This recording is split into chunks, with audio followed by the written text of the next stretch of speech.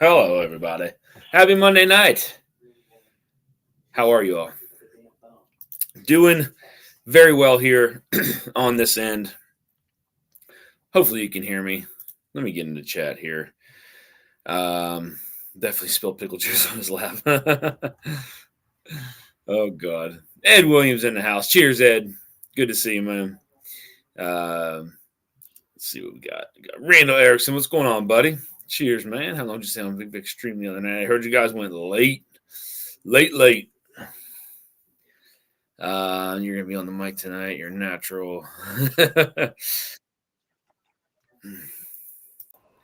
Hello, Earthling.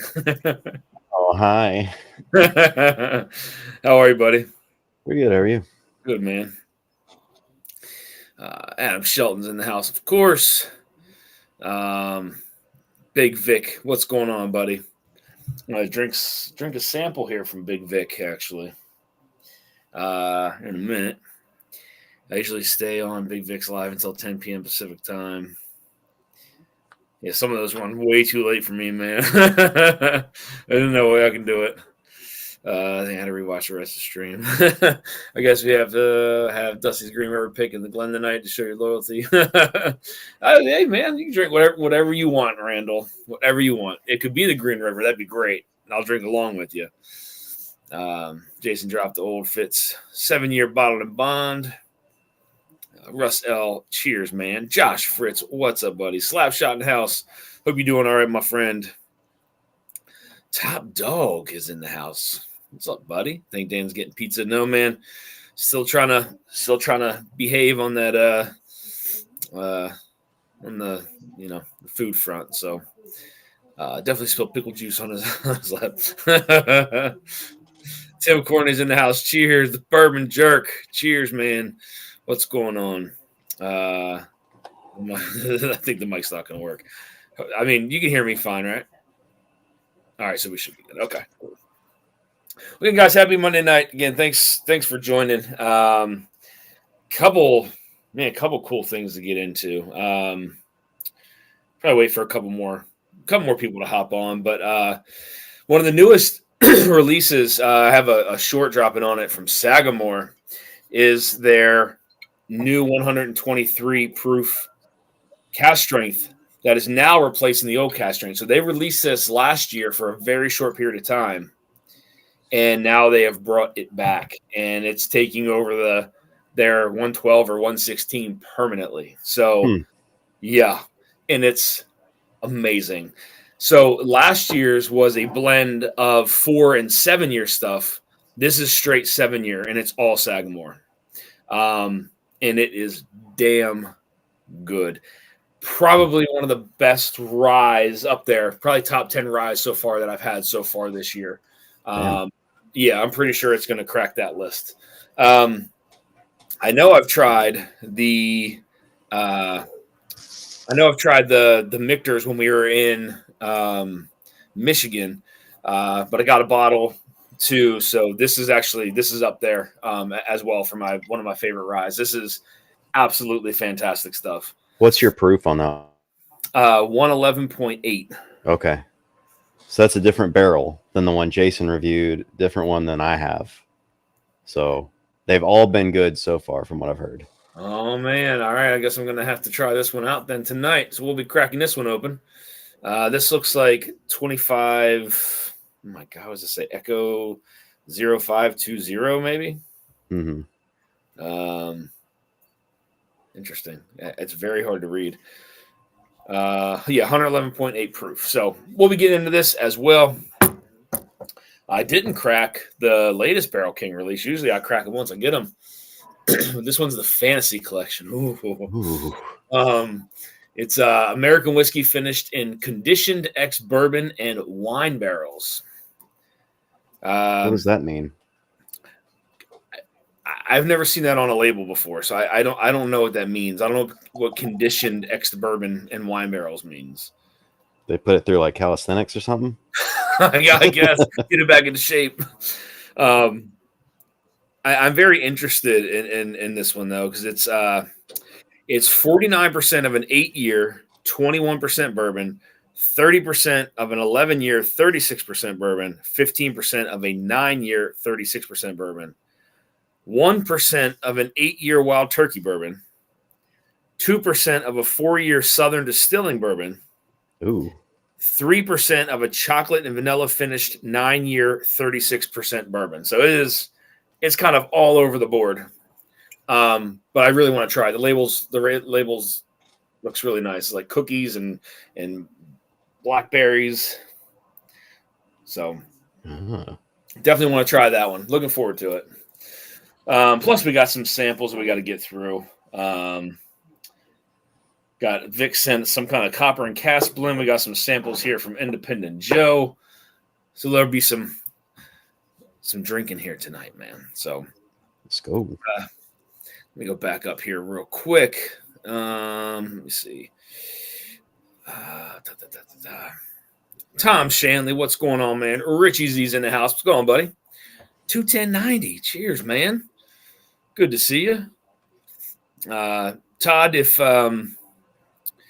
you let me know at some point. I know that you have some Evernorth stuff rolling out here on Friday. Got your rye and your bourbon rolling out. 21090 once again. Thank God Monday. I hear you, man. I'm with you on that one, buddy. Big fan. Yeah.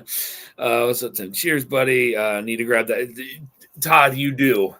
I can't wait to watch your short on it. I'll probably drop mine tomorrow, but I can't wait for you to try this one. Again, it's all there. It's straight Sagamore, 7 years. And the mouthfeel on it is insane. It's crazy. Prescription bourbon. Cheers, man. Give me all the Sagamore distillate. Oh, yeah. Absolutely, man. Chris Jenkins, what's up, buddy? Cheers, man. Hope you're doing all right.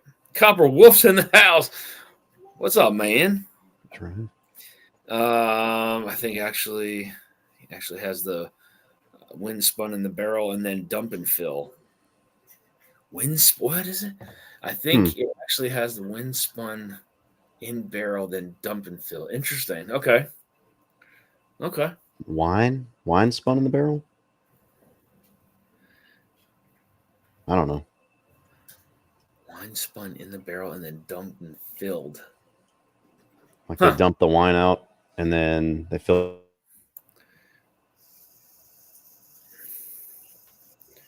Yeah. Yeah, I guess. Yeah, that's interesting. I just cracked and poured one of those kind of elusive John J. Bowman single barrels. Oh, boy. Oh, boy. Nice, I haven't had one of those in years. What do I want to start with? What do I want to cheers everybody with tonight? Let's see. Let's try that. Let's get that Barrel King. Let's see what this thing's all about. I don't want to read through it again. So if you heard what it was, didn't hear what it was, just rewind a little bit. Bunch of numbers. It's a bunch of numbers. A bunch of letters. Oh, it smells good, though. All right. Berry Royale. That's what we're dealing with. 112.8 proof. Fantasy Collection. Cheers, everyone. Happy Monday night. What you drinking, Adam? I got that Green River weeded single barrel you sent me. Oh, yeah. The Liquor Barn one, yeah? Mm-hmm. That's my inspiration. That's my interpretation. Could be wrong. Yeah. Whoops. Oh, man. It's good, isn't it? Yeah. Yeah. So good.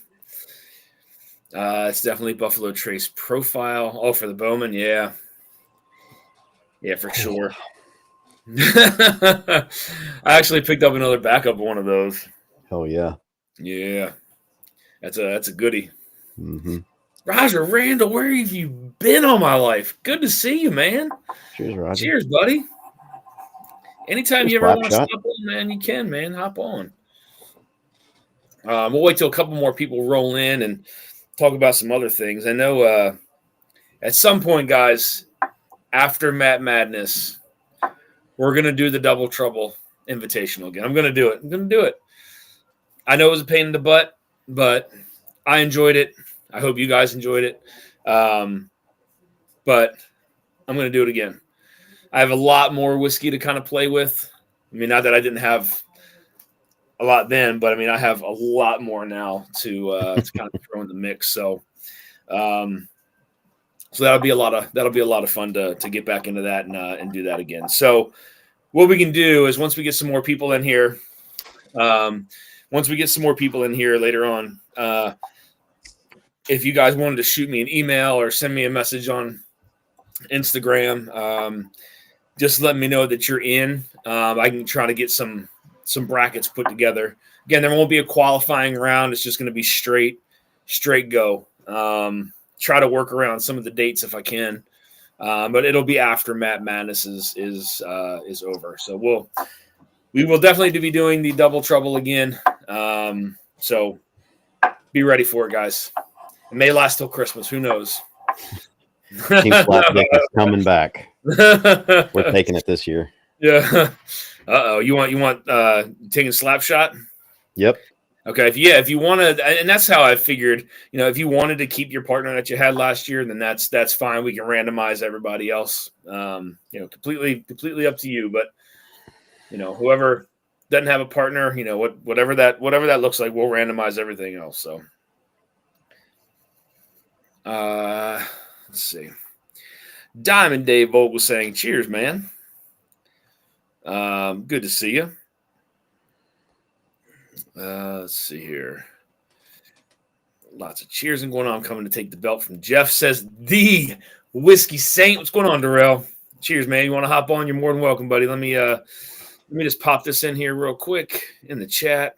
If anybody wants to hop on, you guys are more than welcome. Let's see. I think the Turks are traveling, right? Yeah. Okay. Mr. Jigs, what's up, man? Cheers, buddy. Good to see you. All right. And we are caught up. All right, let me take a sip of this bad boy. Cheers, y'all.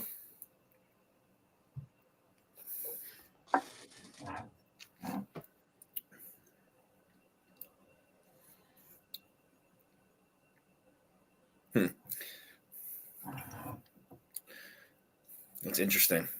It's or something. It's like slightly like acidic on like the back of the palate, like the sides of the tongues has multiple. Interesting. Like on my left tongue. Cheers, Diamond Dave. I don't know. I gotta let that open up for a second. That was my first sip of the day, so maybe it was just a little funky. But let's see here. Got your generous and delicious sample, says Jigs, or says Randall. 2 Jigs. All right, cool. So yeah, guys, we will be doing the Double Trouble Invitational again. I'm looking forward to it. I was very hesitant to do it again because it is a lot of work behind the scenes to get stuff shipped and all this jazz to make sure it gets to you guys on time, and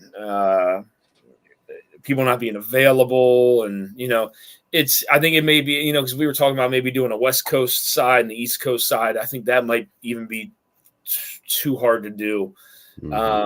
Maybe we could pair the West Coast teams against each other instead of a West Coast and East Coast. I have to look at that once we get some things paired together, but we'll be doing it again. So someone I got some ideas for that. Okay. For later. Okay. Yeah. If you want to discuss. Yes, absolutely.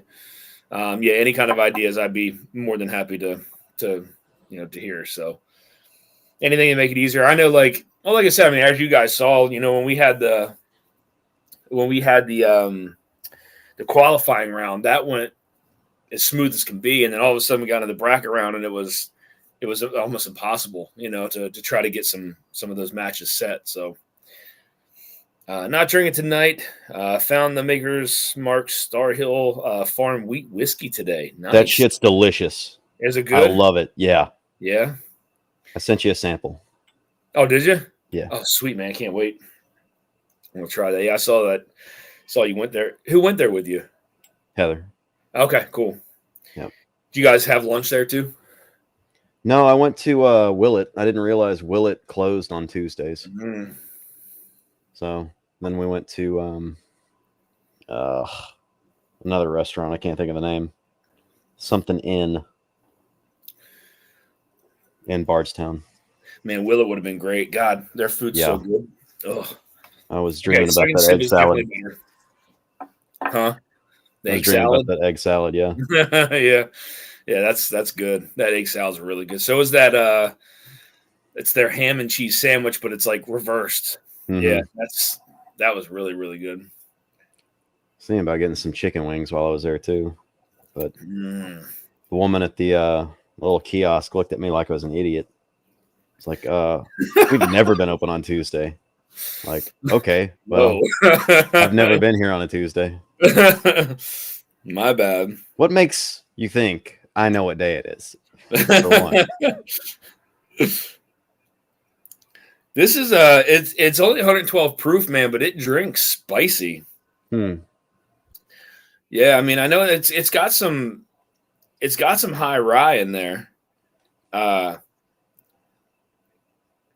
I don't get I get a very little bit of the finish. I get more like that finish stuff on the nose than I do on the palate.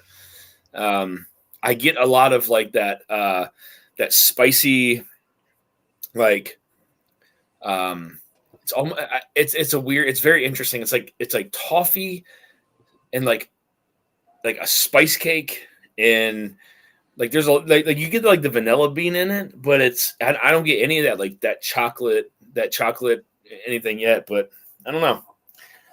It's okay. What kind of wine did they use? Did it say? I don't think it says on here to be honest with you, Hmm. unless it's in the like on actual Barrel King. Mm-hmm. Yeah, it doesn't say anything on here about that. Just says wine barrels, but Ryan, Copper Wolf might know. He might say something in there. Cheers, Mark B Tom. here just became a member. Cheers, man. Thanks, dude. Cheers, buddy. My man, Mark. We were trying to. I reached out to Mark the other day to see if we could try to get a small little East Coast kind of meetup going on. Like I'd love to do a meetup next year, and I had to kind of see if I could plan that somewhere. But there's a couple people that are local to Virginia, and there's some people here in Maryland that could drive. Just a night to try to get together. We'll see though. We'll see if we could do something like that. Still, I'd Could like to. always come back to Nashville, do something at Southern Collective. Yeah, that'd be a lot of fun. They got some crazy stuff in there. Yeah, I'm curious. I'm very curious as to the stuff that they do there. I like what they do. Mm-hmm. It's very unique. You know what I mean? Yeah. Been getting into blending a little bit lately. You have? No, they have been. No. I don't. Man, I don't know. I don't know about this one. I've liked every Barrel King that I've had. I don't know. I don't know about that one right now. Give it some air. Yeah, I'll drink something else and go back to it. But let's try something else. Let's crack open. No, you know what?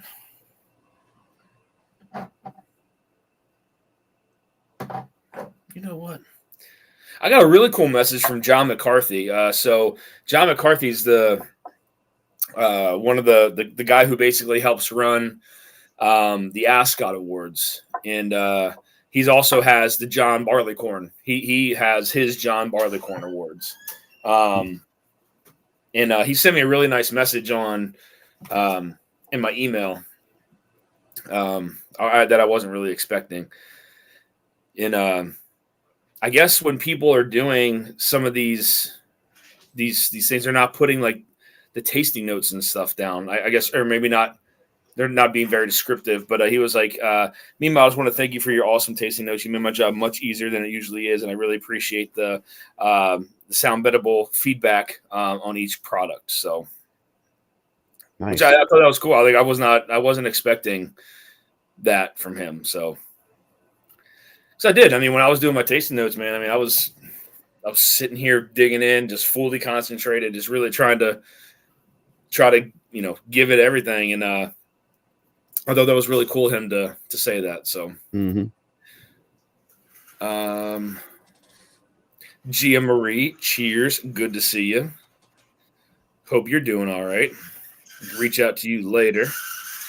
I hear John McCarthy and thank the UFC referee. Yeah. Are you ready? Are you ready? Get along. Yeah, he's like I said, he runs the John Barleycorn awards. So the only problem we talked about me trying to do theirs as well, but they're so close to one another that it probably wouldn't work. So I'd have to get like both sample sets and go back and forth between them, and that's a lot. That's a lot at once. So. Let's get into this whack ass Green River pick. Now, hopefully some of you guys have this out there. I would hope you do anyway. But if you don't, there's still some available over at Sealbox. So we're gonna crack into this Green River. Again, this is the pick. It's the Beetle Dan. I know there's no stickers. I think Jeff is going to wind up sending something out at some point to people's emails. But this is the one that we went back to after we tried the first round of stuff. I mean, this, and then he brought, he went to his office and brought out some more stuff. And when we tasted that, I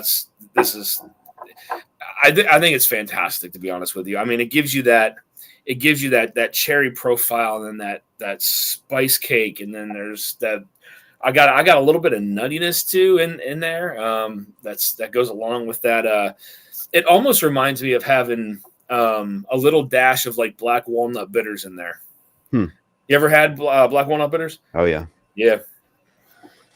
So this had a little bit of air now, and God, I know we killed half that freaking bottle when we were down in or up in Michigan. Let's see. Sorry, I missed some chat in here. Roger Randall, Streamlabs link not working. I sent it again. I don't know if it's going to work this time. Interesting. That's odd. John Cloud, cheers, man. Good to see a whiskey. Oh, somebody joined. Bro, what's up, dude? What's up, guys? How you doing, man? Good. Staying out, trying to stay out of trouble. I hear you. You know how that goes. Mm-hmm. Every Monday night, I catch you doing. You guys are going on, and I'm like, got other things going on, and then good to see you, man. Yeah. So I figured I'd grab the latest Green River pick that we've got. So it's like it's pretty. Which one do you have?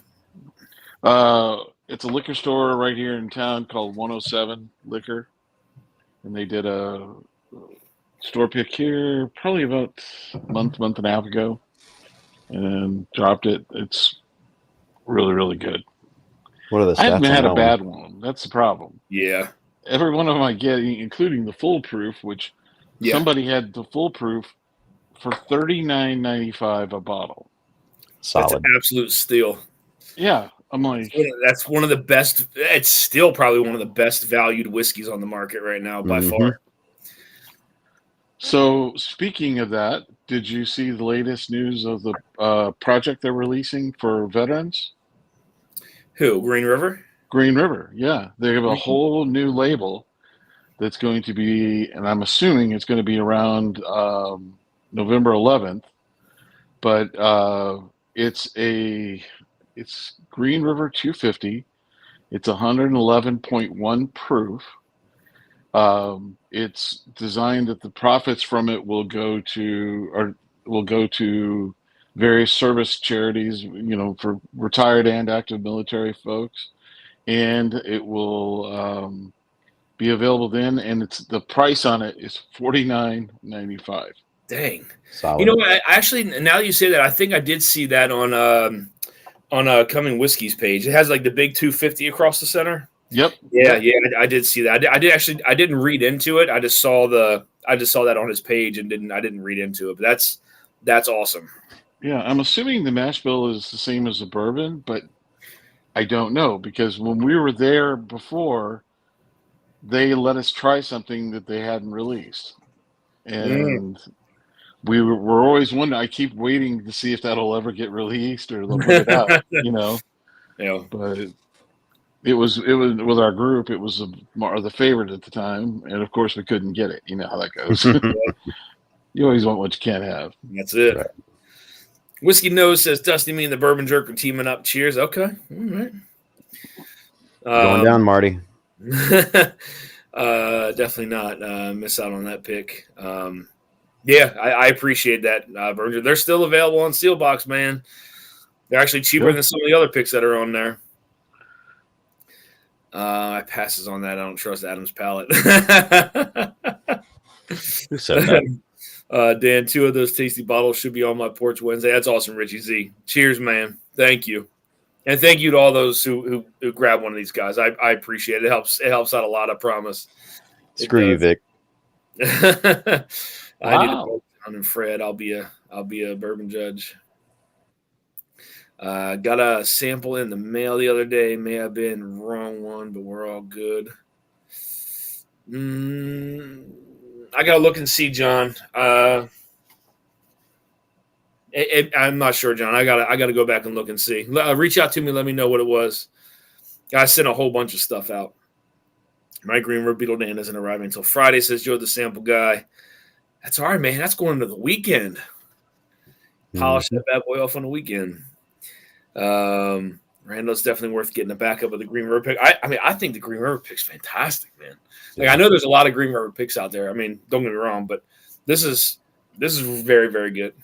And to Roger's point, I really haven't had one that sucked. So, I mean, even the base foolproof bottle, it just you have no problem ordering that. And I love we got a local bar here that has it behind the bar, and they have it by the pour. And I was like, for the proof and everything, it's a no-brainer. It was like $8 a pour. Yeah, it's one of the best budget whiskeys you can get, man.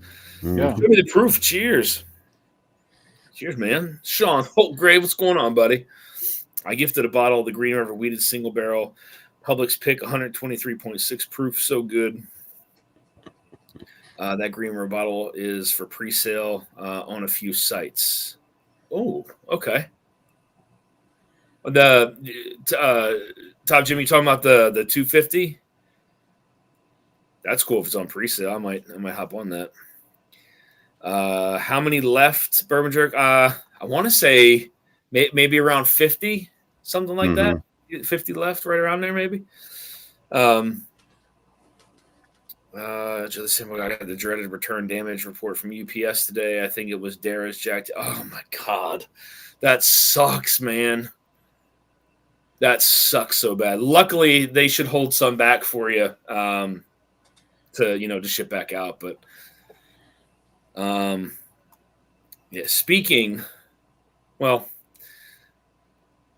yeah. So what? Yes, he said yes. The Green River 250. Okay. Wow, I'm gonna have to go and look and see if that's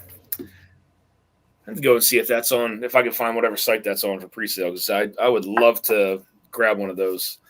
I'm assuming it's going to be not a limited release, but a regular release type thing for them, because they made a big deal about it, put out a big press conference. So yeah, no, that's cool. That's actually awesome that they're doing something like that. You know what I mean? You think they're going to drop those around military bases predominantly? Or is it just it didn't. It said general release. Mass market. Mass market. Go, it'll hit the markets like they do with the regular stuff. Just. Let's see here. All right, I'm going to crack open this Michter's Rye. That's what we're going to do next. Sweet. Then we'll get into some samples. So, Adam, your barrel is different from this one. Yeah. Okay. Guys, tonight's giveaway, probably, I don't know. So I know I still have some stuff to get out from last week, but I did ship out a lot of it. So let's do this tonight.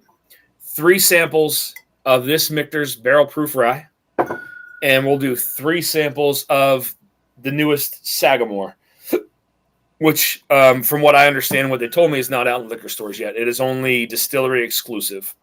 9-year cask strength? It's the new cast strength. This one's the 123 proof. 123 proof. It's all Sagamore this year, so it's 7-year Sagamore. And I'm telling you, it's probably one of the best rye whiskeys I've had so far this year. And I have had this Michter's, not this exact barrel, but we had some up in Michigan, and just amazing. So, Adam, do you know of a store called Red? The Red store? Red. I know Red Dog and In Nashville? no.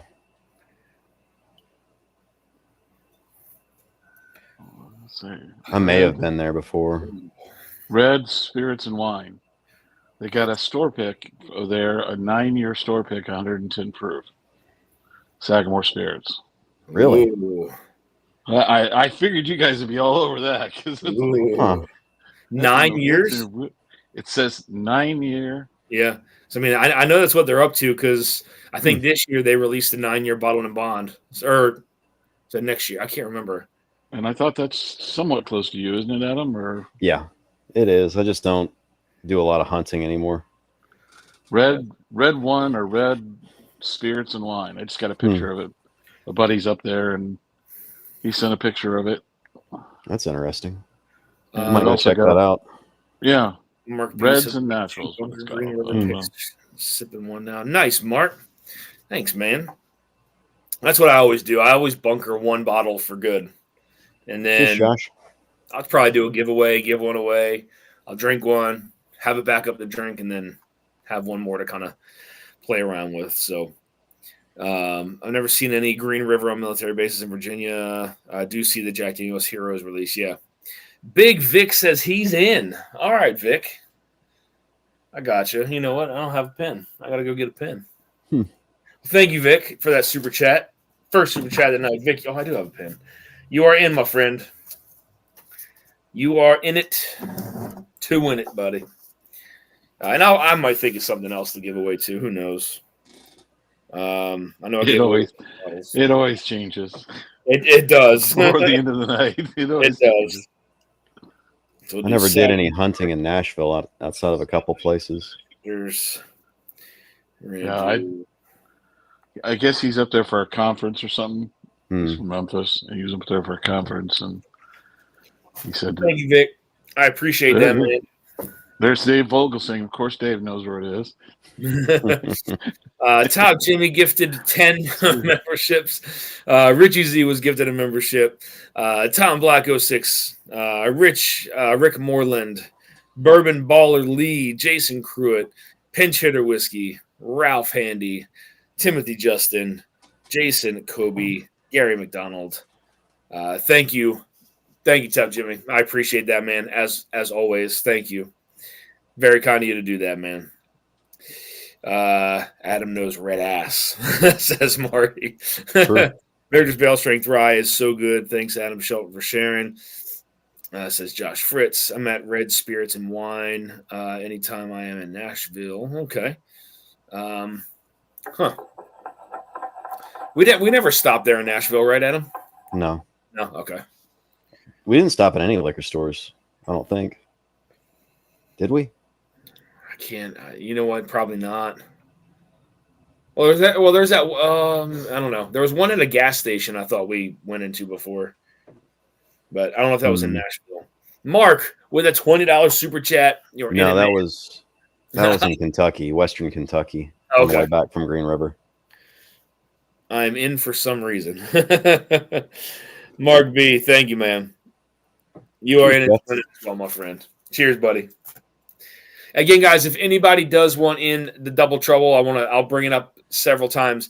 Let me know. And we can get some things figured out. I just need some names in some teams to kind of partner with. So I could type up something here.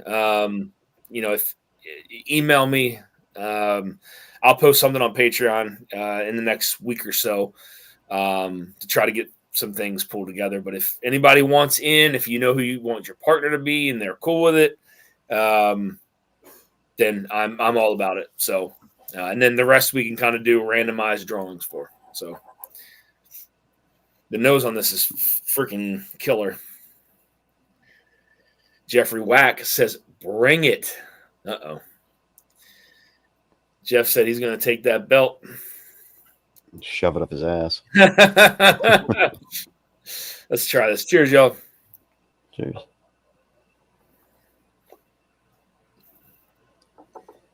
Oh, man. Oh, man, that's so good. See, I mean, that's right up there with that Sagamore this year. Both of those are freaking great. My gosh. Man, that is good. They did. They nailed this year. I get it. Jason. Huh? Jason was saying that the rye was his preference over the bourbon this year. Yeah. I didn't crack open the bourbon yet, but this is really good. Get a little bit of some like red fruit in there a little bit. Mm-hmm. Red fruit. It's super sweet. Nice kind of spiciness, kind of offset that a little bit. Man, that's good. Can't do a solo double trouble. Come on, Mark, you gotta find a partner. Tom Shanley, $10. In it to win it. Tom, you're in it to win it, man. Thank you, Tom. In it to win it, buddy. So, Raj, how's everything with your move? You're all tucked away now, good to go? Well, I'm tucked away, good to go here.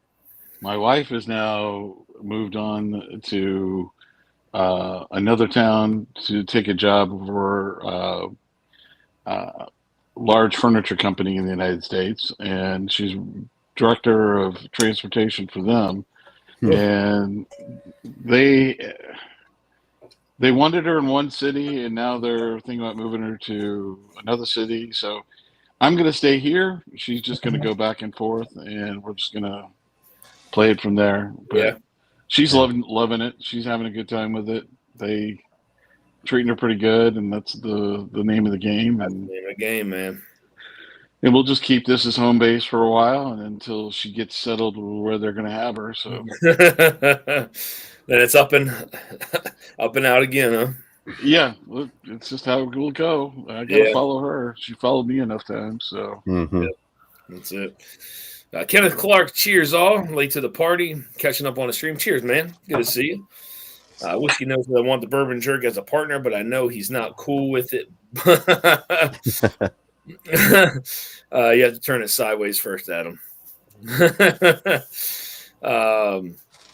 The bourbon jerk with a $10 super chat says, in it to win it. Got it, buddy. Thank you so much for that super chat. Appreciate it. I'm sure I'll find something else to throw in here, man. I got other stuff I can throw in. I think I got another sealed bottle of something down here. Or you know what? It's in there. I'll go grab it. Joe. If you want to partner for Double Trouble, I'm available. Tom Shanley says, there you go. Independent Joe, what's up, man? Cheers, bro. I'm about to crack some of those samples you sent me, man. Can't wait. Let's see, Richie Z, Mark B, Tom, that would be cool. Just have to bounce around in the one row Royal Rumble. That's hard to say. The one row Royal Rumble. Royal Rumble. The one row. Yeah, that's a tough one. Dave Vogel saying, okay, package received. Cool. Oh, yeah, so I got some samples here from Joe, too. We'll try to taste through some of those. Cracking this NBC Blom Brothers collab that you gave me. Oh, man. I'm very curious as to what you think about that. Oh, this is going to hurt. No. 140.2? It's pretty low proof, man. Yeah, that's just barely hazmat. I'm very curious as to what you think about that whiskey. Randall Erickson with a $20 super chat. I can throw in a 4 2-ounce sample pack with Green River Wheated Bourbon store pick Evan Williams 12, Fox and Odin Batch 5, and Navi Single Barrel Distiller. Oh, man. That's awesome, man. Thank you, Randall. That nose, right? Did you smell it? I got a whiff of it after I poured it. Whoa. Yeah. That's another one that's up there with probably one of the best ryes I've tried so far this year, too. So those three. I really like that rye. That is a very interesting yet delicious rye whiskey. Hair is standing up on the back of my neck. It's making the hair on the back of my neck stand up. So Randall's also going to throw in. So let's see. All right, so he's going to throw in a sample pack from Randall. There's some legs. Thank you, Randall. I appreciate that, man. Cheers, bud. Even worse to type, Dan. I bet it is. That's a tongue twister. Let's see.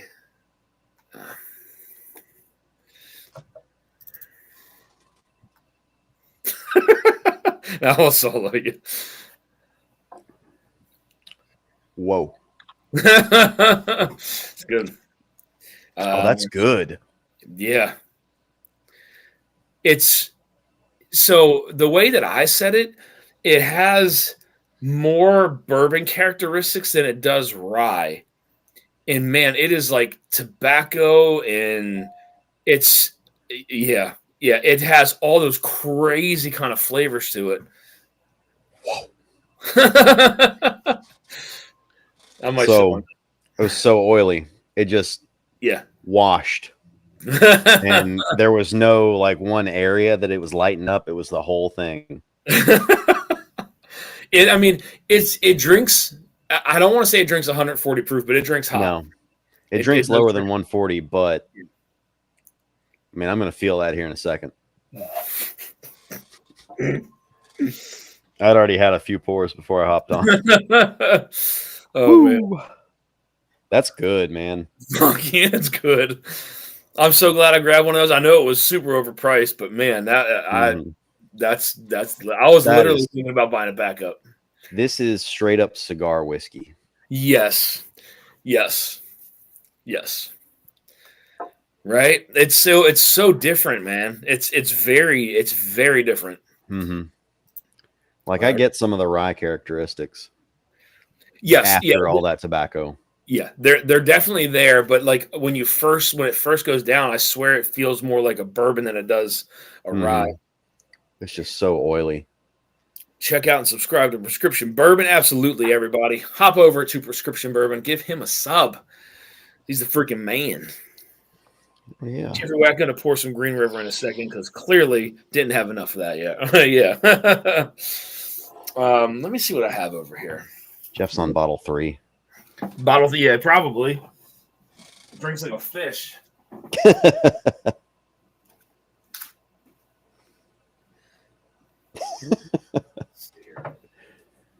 Thinking about that first night in the Airbnb in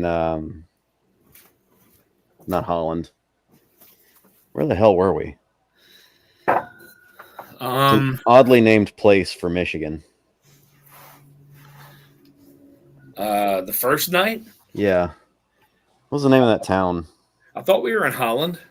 We were just south of Holland. Anyway, Jeff was so funny that night.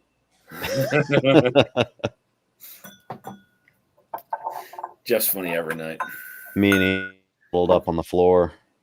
Yeah. I partially remember going on with Jason for the Patreon only thing, and then we called it quits. That was it. Yep. Let's see, Dave. I visited Cat's Eye Distillery last week. They had a barrel that had not for sale of Obtanium 27 year, 172.4 proof. What? I was gonna say we got a store here locally, got a Canadian rye whiskey, 160.2 proof. Jesus, man. I mean, I said I need paint thinner. I'll go out in the garage. I don't need the liquor store to buy one. God dang. 172 proof. I talked him into bottling a bottle for me for my birthday. That's amazing. Dave, I would love to try a sample of that, man. I'll swap samples with you with something. I would love to try that. That may be the highest proof thing I probably ever drink. I did this one. Notify John Cloud was on a Dusty stream. Really good about getting samples out right away. When we get a new pick, I get legit addicted. John Cloud, Dusty's, maybe it was John Cloud I was drinking. I'm not sure. I mean, either way, whatever it is, I'll get it back out to you, John. No worries. What's going on, Lance? Cheers, brother. Cheers, Lance. Another drink, man. Saugatuck? Yeah, were you guys in Saugatuck? No. Douglas? No, it was a weird name. It was like another place, another like big place. Hang on. Hell, Michigan. It wasn't that big. I feel like I should be sipping on some Green River, but I selected a Driftless Glen Rye picked by the Bourbon Judge. So delicious. Yeah, those are good. Glass Shop? They got all kinds of German and some weird names. Weird names up there. It does not drink a bit over 150. That's dangerous. That's dangerous. So I'm also going to give I'll do one sample of this Nashville that Adam just had. This is the Nashville Barrel Company and Blom Brothers collab on their rye whiskey. So I'll do a sample of this, 3 samples of the Sagamore, 3 samples of the Michter's rye whiskey, and 1 sample of this Old Forest. I haven't cracked it yet. I will. Actually, I'm going to crack it now, and then we'll get into the samples from Independent Joe. You put a hit on that NBC Blom Brothers. No. I can't help myself, man. I'm like I said, I know that there's other bottles out there of it. I think it's really, really that's almost like a special type of whiskey for me anyway. I could pull the trigger on that, but man, I don't know. We'll see. Let's try this. We'll do a sample of this tonight, guys, as well. This is a 100 proof Old Forester pick from out in Cali. This is Archer Hotel Napa, Warehouse H, Floor 2, 100 proof. This came from the way of Big Vic. Cheers, Big Vic. I know you're out there floating around somewhere. Wyoming, Michigan. We stayed there. Oh, okay. Yeah. Wow. Dang, why would you name a place Wyoming? Dusty, don't forget to add what's your name to the list in the raffle. What? Hot dog? I'm really confused right now. I got some samples of Evernorth Night Stalker. Okay, got me. Cheers, man. Cheers. Oh. Hey, Super Dave. Black Label Old Forester. Yeah. God, that smells delicious. I think I've only had one pick of I've only tried a pick of the Black Label Old Forester before, and it was good. I remember that. That smells damn good. Man, I can't get over this. The nose is so good. I got more, man. Where's the link to Streamlabs? Let me post it again. I regret not getting this. Do you? Yeah. Let me copy that. There we go. I got you, Top Dog. I had it in my cart, but it was right before the trip. It's all right. I got some more. I think it's fantastic, man. I mean, that's so good. Yeah. Did you try any of that sherry finished New Holland we got? Yeah. God. Yeah. So when we went to New Holland, did our pick. We were sipping on some some other stuff and tapped into a barrel of sherry finished. Just their sherry finish, and it was probably the best thing we tasted that day. I mean, that was just crazy. Yeah. Man, the stuff that they're doing in New Holland is crazy. I don't know how in the hell they get that flavor profile, but I hope it never loses it, because that flavor profile is just crazy to me. I think it's probably in that still, like whatever is going on with that still, because that thing is ancient. Mm-hmm. I mean, just to get that peach ring flavor, mm-hmm. It's just it's like sugar peach rings, man. It's so crazy. Roger, have you ever had this in New Holland? Yeah. We took the tour. All I know is I had to duck every time I was going around in that place. It was like, yeah. We had somebody in our group. We had somebody in the group that was like 6'3", and we were like, "Oh, dude, he's up there reading the sides of some of the pipes." Ethan had that problem.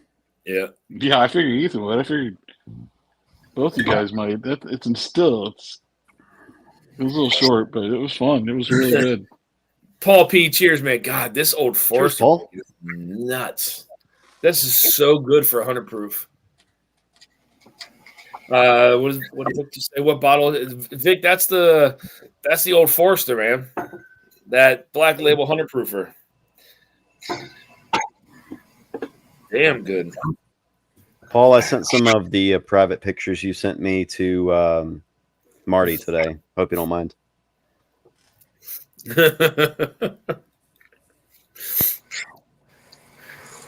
Mark, you sipping on that Green River, man? Yeah, I mean, I had to jump on my computer upstairs, the old dinosaur, to log in. That's why I was asking for this drink again. Streamlabs works on the old dinosaur, so I hear you. Oak and Agave, never tried New Holland, man. I tell you, we'll be having a pick coming out. I will say that we are going to wait until it hits 8 years. So we got that. Okay. So that'll be a late August into early September release. And the flavor profile and the stuff that they're putting out is just, it's crazy. It's like a sugared kind of peach ring, some other mixed fruits kind of going on in there. Such a unique. I don't really have any more to send out, so I only have a very little bit left because I sampled it out last week. But the stuff that they're doing it's unreal. Like how they're not so widely known on the map is crazy to me. But they're so small scale. Like if they ever start to scale up, they're going to be huge. Yes, for sure. Paul P says I can't get past the New Holland funk. It's pot still. Yeah, I mean it is pot still. Yeah. Private pictures. He wanted to see my junk too. T. Rob, cheers, buddy. Mark, what do you think of the Green River? You like it? Yeah, I do. I mean, it's the first cast strength Green River I have. So at first when I got it, I got more like a cordial cherry, because I got it's kind of a citrusy thing, almost apricot-y. But now that I'm drinking more, I'm definitely getting more cherry. Mm-hmm. So, and I did share the link on the stream with the other One Row peoples. Yeah, I appreciate that. Yeah, I got I mean, for me, it's like that cherry cordial, that spice cake. I get an underlying note of like some nuttiness that kind of flows through there too. Like kind of after some flavors kind of go away. I mean, it's just I think it's a great. I think it's a great pick, man. I'm very happy with it. I know what I like. Just don't ask me to explain it. So I hear you. All right, let's get into some of these samples here from the Independent Joe. He sent me a ton of them. I think I know I did a super chat. I'm guessing I won something, but let's see. Found North pick. We'll try that one first. Ooh. I don't know. That's all it says is Found North pick, and it has my face on the front. Oh, by the way, when you get your samples, don't judge my writing. in my codes. You got doctor's handwriting? Well, I was using a Sharpie where the tip is just all blunt. Oh, yeah, I gotcha. Those are so hard to freaking write with. Yep. Viking Bourbon, cheers. Good to see you. Yeah, I mean, it's again, guys, like that. One of the reasons why we wanted to wait and have it sit in the barrel for a while. I mean, there was a couple of reasons, but we think that having it sit up there during the summer is just going to give it that little extra edge. Like some of their younger stuff is good, but there is a slight kind of sharpness to it where the oak and having it aged a little bit longer would kind of round out that sharpness and kind of pull out the rest of those flavors. But I think that like that profile. Again, Paul, I don't know if you had something different or funky. I don't know if there's their cast strength stuff or their bottled and bond. But man, that whole peach ring sugary kind of note is it's killer. I love it. Let me see here. T-Rob. T-Rob. T-Rob. Joe is the king of labels. Yes, he is. The first time I ever got him, I was like, that's my face on the front. Jigs. Let's see. Never saw a 2025 the other day. Need to go grab one. Which one's that? Which one's that, T-Rob? I don't know. All I know is that the new Heroes 1783. If somebody wants to grab me one of those, I'll send you some funds. Those are fantastic. I love those bottles. Yes. God. Like for me right now, top 3 whiskeys. Three of the top whiskeys that I've had so far this year would definitely be the Sagamore. Like I said, that's the newest one. The Michter's from this year, the rye, and that Nashville and Blom collab. That's stupid good.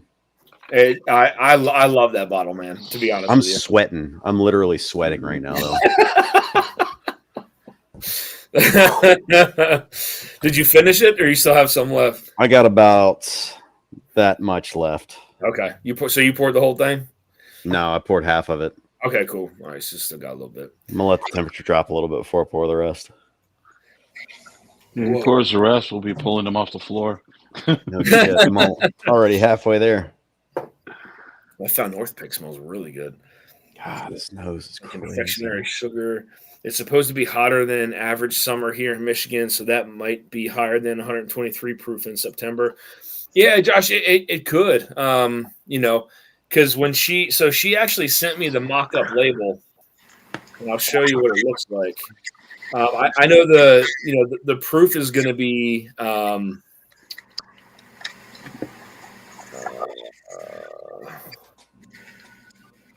okay, gotcha.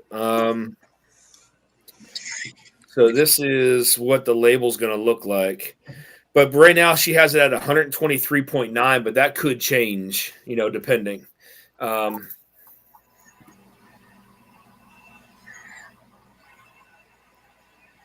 that's what the label looks like there. So she's already got the dump date for 8/29/25. 53-gallon. Pumped for it. Can't freaking wait. I can't wait for that one. Yeah, I mean it was a really cool tour. We talked about their Dragon's Milks, and their beer, and like right towards the end of the tour, they had some little stash off in the corner for like overfills, underfills, damaged bottles, cans, and just handed us some 6-packs and stuff like that. I was just like, here you guys go. Shit. Walker Hines, what's up, brother? Here's man. $20 super chat from Walker Hines. Walker, I'll be getting your package out tomorrow, my friend. That was a lot of fun at New Holland. Yes. We found the Bourbon Junkies pick, and I peed on it. So that was cool.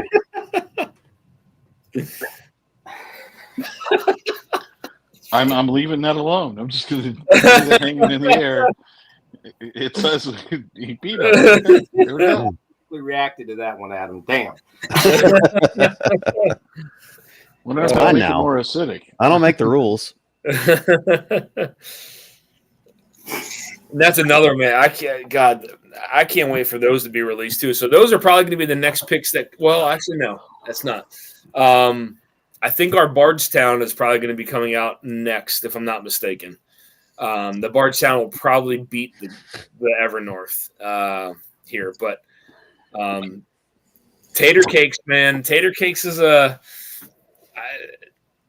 can't wait for you guys to taste the Tater Cakes. That's a good Bardstown pick, man. You're gonna want 3 Tater Cakes. I told her I want 3 Tater Cakes. Told her 3 times. That's it. Oh, shocking! I still can't believe we named it that. When we told Vince that, he was like, "What?" Yeah, Tater Cakes. He had to be there. Mm. That was so surreal, though. We were all so dead tired. Yes, that we were. You know what? Though we punish ourselves. We do it ourselves. We should know better. Yep.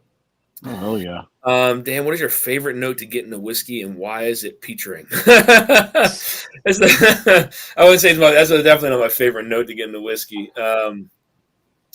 I do like that. Well, it's very unique, right? Like for when you taste the whiskey that's not finished, and you get a note like that, I don't want to say it comes off as like a peach brandy, because that's not what it is.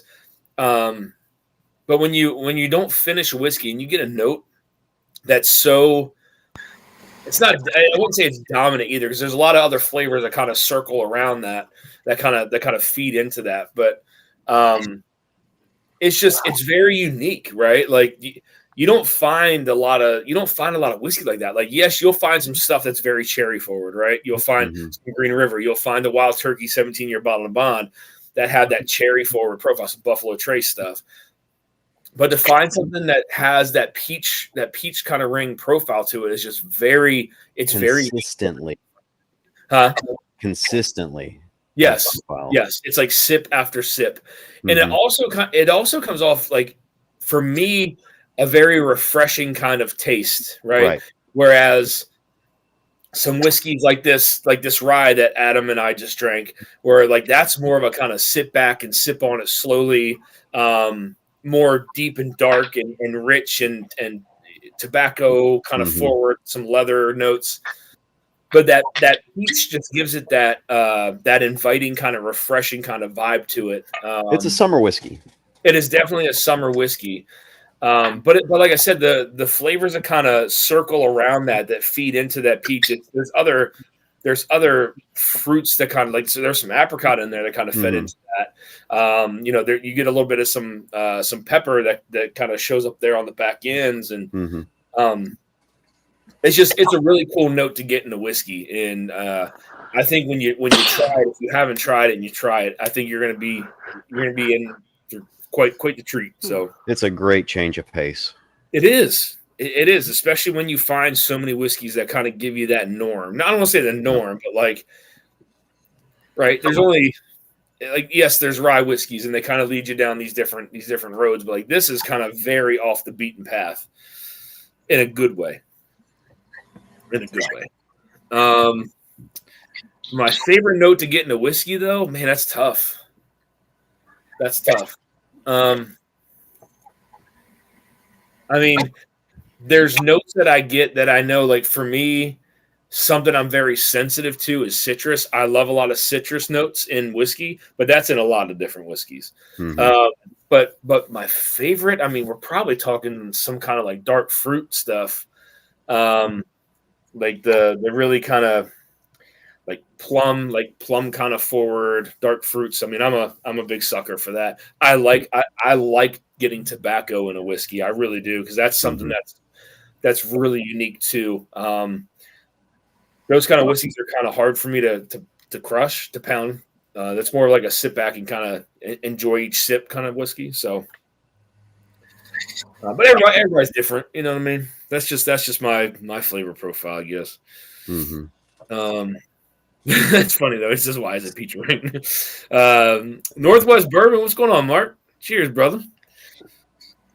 I had whiskey tree high rye for the first time and got pear big time. Yeah, I mean those flavor profiles are just they're unique, And to Adam's point, they're a change of pace. It's nice to kind of change things up and get something that your palate's not expecting every now and again. While I Run is really good. So, yeah, yeah, for sure. I mean, it's great. Copper and Cask. What's that? Did you finish it? No, this is that guy. Oh, you just poured that too? Yep. Oh man, that's Nose another is killer. Goodie. That's another goodie. Copper and Cask and Hard Truth picks have so much peach and citrus. I couldn't agree with you more. And we I think a lot of us who have gone to those picks and who like that Hard Truth, like that's the kind of stuff that's not the norm, right? That's the kind of stuff where it's just kind of off that beaten path, but yet so freaking good. It keeps it interesting. Yeah. Because you're not drinking the same thing over and over and over. Yes. Jig says, my favorite note is black cherry and second is juicy fruit. Yeah. What about you, Roger? Roger, what's your favorite note to get in the whiskey?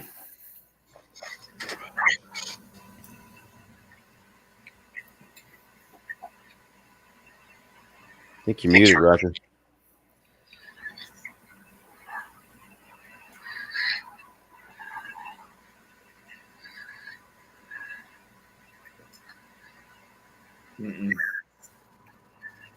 Ooh.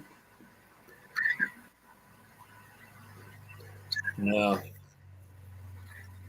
It's weird. Yeah, he's not muted. He's not muted on my end. I think the Bluetooth power died. Maybe, yeah.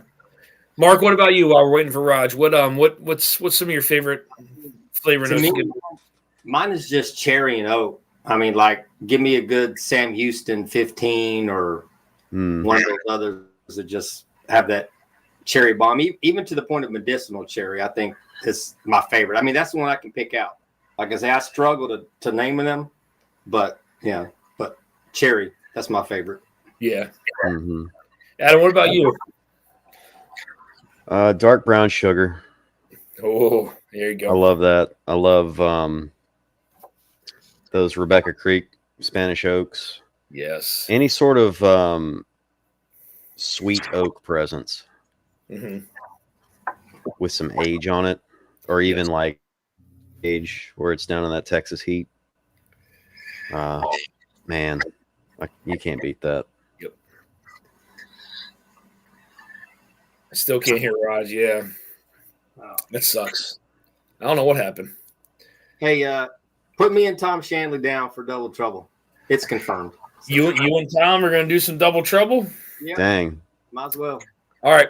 Just shoot at some point. Just shoot me a text or send me an email, Mark. That way, I'll have you guys off to the side. To Discord and talk with Tom, because we've got to figure out a way for us to talk. To team up. Yep. So yeah. You sniped Marty. Huh? You sniped Marty. Thought he was going after him too. No, Marty wanted the bourbon jerk. Yeah. Oh, different Tom. I mean, I would have done Marty, but Tom was the first one to agree. So here we go. So. Can you hear me now? Yeah, I can hear you now. Yeah. I don't understand this. With Streamlabs, if you somehow it'll kick you out, even if you repair the device to it, it doesn't recognize it, and it takes basically going out and coming back in. Interesting. I don't know why. That's odd. Yeah. Streamlabs is odd. I did like the simplicity of StreamYard, but man, paying that price for that, no, it's not. No. It'd be different if I streamed like every other day or something. You know what I mean? But yeah. I should have remembered. Because I'm sitting here looking at it like, oh, it unpaired it, and it just won't redo itself. Josh Fritz says my favorite notes are dark raspberry, viscous oily leather, and viscous oily sweet pipe tobacco. Oh man, Josh, you'd love that Nashville, man. That Nashville and Blom. Oof. God, that's so good. Heather Ann, better late than never. What's going on, Heather Ann? How are you? Roscoe P. Coltrane, cheers, brother. Good to see you. Dusty, how does the Double Trouble contest work? So basically, it's really similar. It's kind of similar to Matt Madness, but it's with a partner rather than solo. So I send you samples blind. You go up against two others. You guys have a set time limit to kind of discuss your thoughts. 2 separate rounds of questions. And I mean, that's it. I mean, it's pretty simple. It's all points driven. So I'll probably have the Turks probably help me out unless they wanted to compete in it too. Then I could run it solo. But yeah, it's a lot of fun. Like I said, I have a lot more whiskey to play with now, a lot of newer stuff. So we can, that's basically it. And then, we'll put it into brackets, and then as teams move on, it's just going to be like the NCAA tournaments where it's just bracketized, and then it's down to the finals. So if you want in, Dave, let me know, my friend.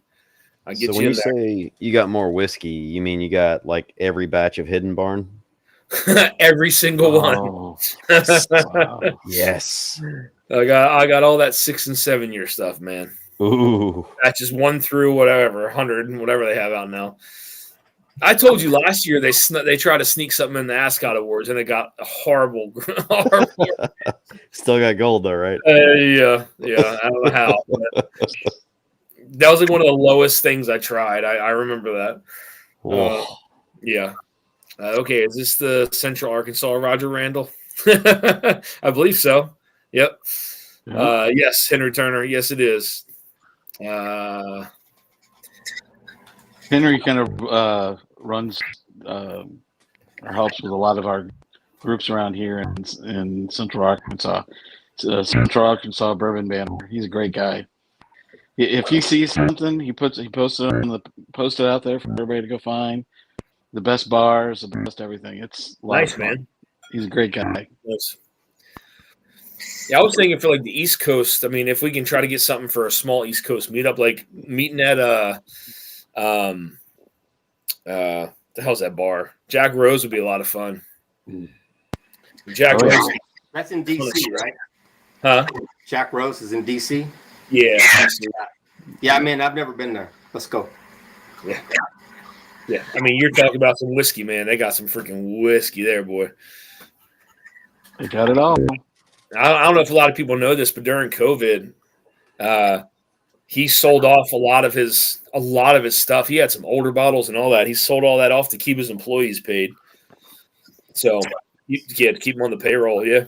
But luckily things turned back around, and he didn't sell everything he had, but he sold a lot. That's loyalty right there, man. Like keeping your employees paid by selling that stock, that speaks wonders about someone. Well, the other thing is there's a lot of it now to replace it. There's been yeah, there's so much whiskey out there, and again, like when people go and buy the picks like that we do, guys, like trust me, I can't thank you enough for doing it. The whole goal is to go out, have a lot of fun while we're picking it, and to try to pick some of the best barrels we can for you. I know there's some groups who get better chances at stuff than someone like me, but we still try to pick the best thing possible for everyone, and we've tried to continue to do that. With the Green River, the Bardstown that should be rolling out soon, the 3 Evernorth picks. I can't fucking wait for you guys to try some of these. So stupid. I'm telling you. Which one, Adam? What are you sipping on? Oh, the Bomb Burgers. I'm talking about the Evernorth picks. The Evernorth picks are so they're all so stupid good. I can't wait. I hope, again, I know it's 3. I hope you guys pick up 3. They're amazingly priced, number one. But I mean, we sampled through a ton of shit that day. Jesus. A ton. a ton of stuff we sampled through that day, and we found 2 bourbons, man, that we couldn't let go. We couldn't let go of. And then we tried some ryes. We decided to pass on the rye, and that's when we kind of got into those American whiskeys and tried the first American whiskey. It was great. We tried the second one, it was even better.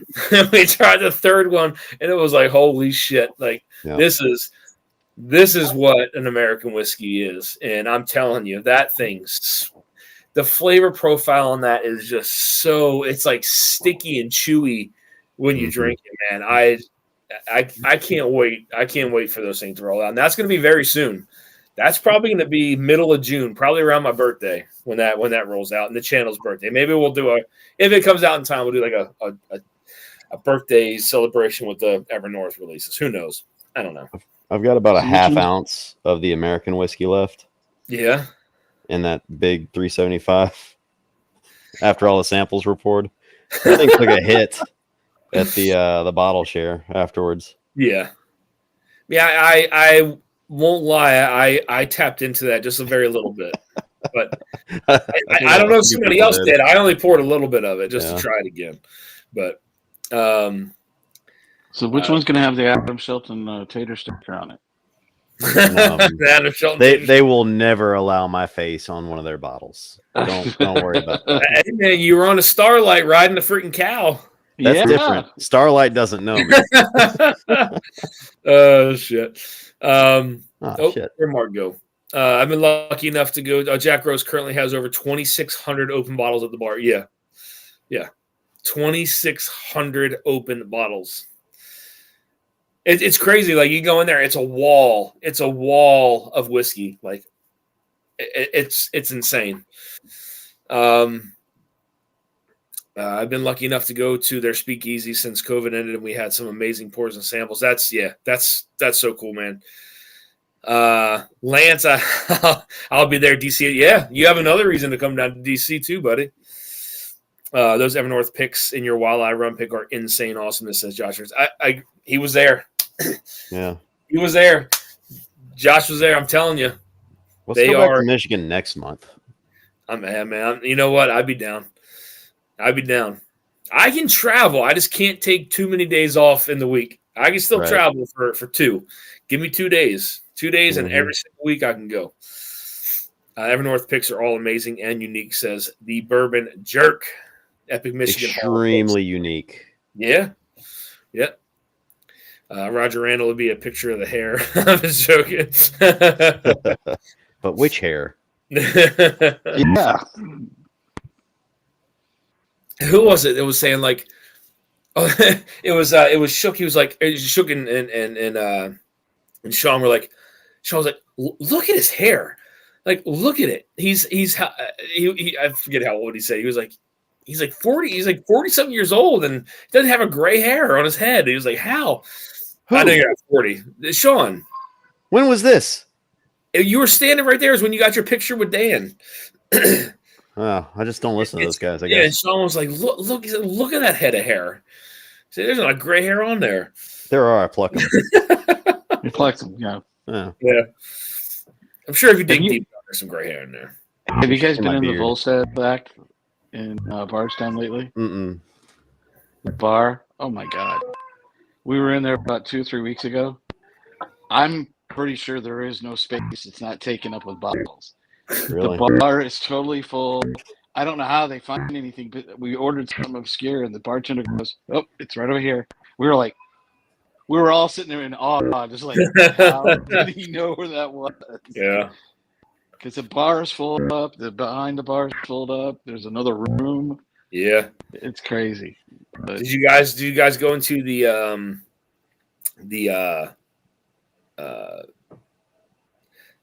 vintage library? Where? Oh, at Volstead? No, okay, Volstead. I'm sorry. I thought you meant Bardstown. I'm sorry. No, not Bardstown. We didn't get in there yet. We did a shit ton of things. You know, one of those things where you drive yourself, because you're 30 minutes from everything around there. Yeah. So we were all over the place, and I think Stitzelweller was the most interesting tour I took as far as history goes. It wasn't as far as bourbon, but just to see, where 600,000, 60,000 barrels just have been sitting there for all that time. Yeah, is crazy. And but no, it was a good time. We had a good time. We went to a couple other places. Didn't go up to Buffalo Trace because didn't want to deal with all that, trying to get tickets and all that stuff. And it was a good time. Yeah, I mean, I've never done the Stitzelweller tour. That would be something I'd like to do, though. I'm telling you, as far as history and as far as Dusty's, yeah, Dan, you would be like, it's just right up your alley. I mean, oh man, that'd be cool. I mean, if they would let you go into a lot of the other rick houses, you can see them from the outside, but they tell you what's inside of them and how long they've been there, and you're like, and you watch how the production stopped at that location, and the barrels are still sitting on the rack. The last 2 barrels they never filled. And it's pretty cool. It's been sitting there for 30 years like that. That's great. That's wild. Yeah, it was crazy. Tommy D says, "Cheers, all. Just dropped the wife off at the airport. Now having dinner with the kids. Cheers, Tommy. Enjoy, brother. Enjoy that quality time, my friend." What is Marion McLean? What is that? It's a whiskey. Marion McLean. I never heard of it. Joe sent it to me. I don't know what that is. I've not heard of that. Miriam. Yeah, so it's Marian and then McLain. Marion McLean. I never had that before. Never heard of it. We're gonna drink this Elkwood 15 year. I don't know where this one came from, but yes, there's no proof on it, so I don't know what the proof is. We're gonna drink it. We're going to drink. Oh, Mary McLean is a $300 Jefferson's Reserve finished in rum. Oh shit! Interesting. Okay. That's what I was. Mary. Okay. I'm still trying to figure out what that Jefferson's was at that liquor store that was 130 proof. Yeah, that was crazy. Yeah. Yeah, that's another label I'm a little worried about. Jefferson's. Jefferson's. Yeah. I'm very hesitant to getting anything Jefferson's, to be honest with you. Mm-hmm. They're kind of hit and miss for me. So yeah. I know what you mean. I mean, thank you, I appreciate that, man. So, all right. So at least I know what that is now. That's cool. You look at what happened to Old Elk this last week, and a couple of these other smaller labels that I have a feeling are teetering on the edge. They said Nulu's up for sale. All their product is up for sale, looking for a buyer. It's like, I just think a lot of you don't know who's going to be the next, of the new startups, and who's got some extra cash to weather the storm. Yeah. That smells good. Elkwood 15's buff turkey. The 130 proof is worth the 70. Okay. Mark, you still sipping on that Green River? That's all I got upstairs. I mean, I got several other I'm still sipping on the Green River. I'm just sponging. What can I say? That's it, man. The Jefferson's 130 proof has been getting good reviews. Okay. Damn it. The Jefferson's age and humidity is pretty good. I mean, it's one of the better ones, but yeah, to me, they're all hit and miss when you do picks and stuff. But that's just funny buzzword usage. It's like a meme whiskey. Yeah. But it is good. I mean, Jefferson's has multiple contract distillers. I know Artisan does part of their stuff in Kentucky, but I think they got others. So, I mean, it's all about who's making it and then who they put their name on. So, like I said, I'm not trying to bash them, but they're hitting this. So, yeah. The Whiskey Saint says, my Green River arrived tomorrow. Can't wait. That's awesome, Darrell. I can't wait for you to crack into that, man. Come on, Mark. Let's see how low we can get that bottle tonight. Hey, I've already doubled the length from last night, and I just opened it with the one row. So damn. Adam, what are you sipping on now? I'm gonna try this. Hold on. Oh, the Peregrine. Yep. Okay. 21 year, yeah. What else do you have? I don't know. This is all I brought downstairs. Okay. After this, I'm going back to Buffalo Trace. Something a little lighter. I'm a Jefferson's girl. One of the few I can drink straight, says Heather Ann. Yeah. Yep. Yep. She loves her tropics. Ooh, the tropic. Yeah. God, I haven't tried that in a while now. It's good. I'll be right back. All right, buddy. As long as I don't get that vitamin mineral note, we're good. I think she's gonna like our walleye run, even though she hates rye. What's up, Jay?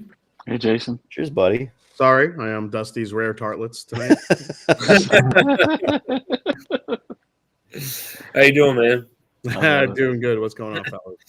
Not much. What you sipping on? I actually just got my Green River pick in the mail, so I'm going to taste it and see if I can remember it. Yeah, see how it tastes. Do you think that's going to make my tier? I want it. I think it might. Yeah, I think there's a good amount of bottles of this one. Nothing but a G thing. We call it. Baby. I like it.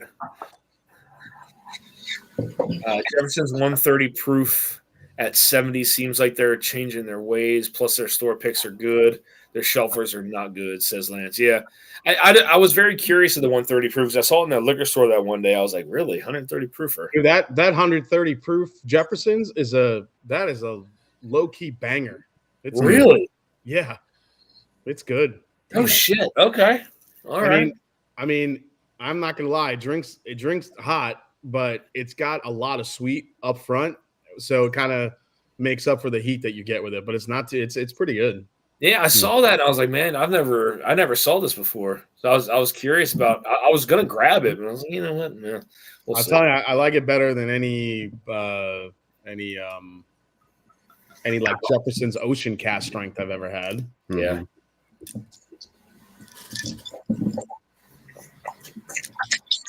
What kind of notes did you get on your that you remember from your Green River? Dude, I don't remember. I don't remember. Well, that was a hell of a pop, man. What's that? That was a hell of a pop. I had woods from 122 to 134, all at 129 plus tax. Okay. Man, it smells fantastic. That's for sure. Okay. Bourbon Engineer, cheers, man. Cheers, Brian. Well, that Elkwood is good.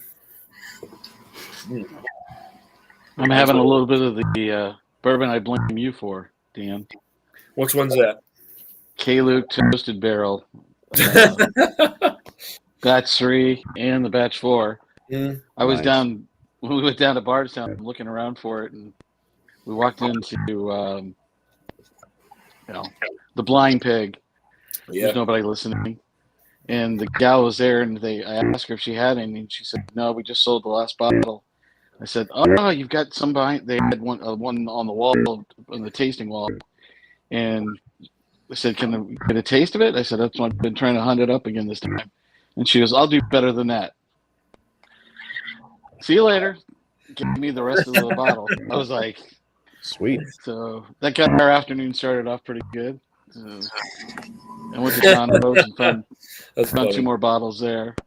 Yeah, that was a lot of fun. That was a fun place. Yeah, Blind Pig's pretty cool, man. Mr. Jake says moldy hay and dirt floor. What do you say? Oh, moldy hay and dirt floor are one of my favorite tasting notes. Just FYI, hidden bar. Just saying. Yeah. I was thinking. I know. I'm curious if they snuck something in this year's Ascot Awards. I'm very curious. Yeah, Renee's Green River was so good. Yeah. Jorge, this one we have. This one we have is definitely not. It's not in like the. It sounds like it might be closer to your pick rather than the Jorge T Swag pick we did was kind of a. That was just like some crazy barrel that they found that they just threw in our blind, and it was just so different from everything else. We're like, this is incredible, so we took it. But I could see it being a little bit too tobacco heavy for some. Yeah, but I love that pick. So. Yeah, me too. What's up, Big Vickers? Jeff says our Green River, Renee's Green River, and Jorge T. Swag are my Green River Mount Rushmore right now.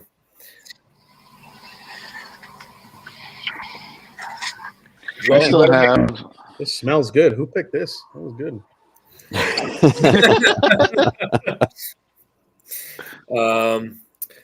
Josh first says, Dan, are they going to sell any of your Walleye Run pick out of the tasting room?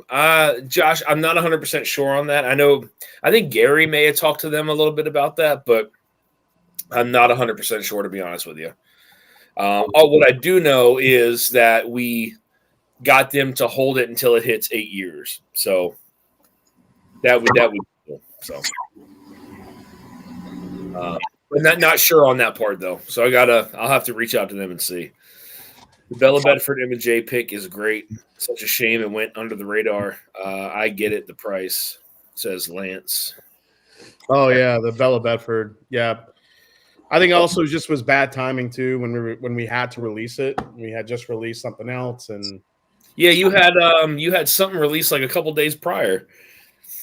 Yeah, I mean, whatever it was, it just wasn't good timing. It was expensive. It was a 95.5 rye.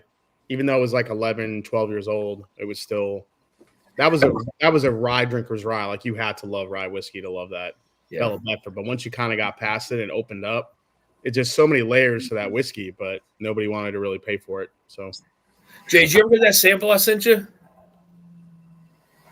Yes, I did get it. I haven't tried it yet, but I did get it. That's fine. Yeah, I just want to make sure you got it because I know you and I've had issues shipping to one another before, so I just want to make sure you got it. Josh says too tobacco heavy ? Is that a thing? Sounds awesome. Yeah.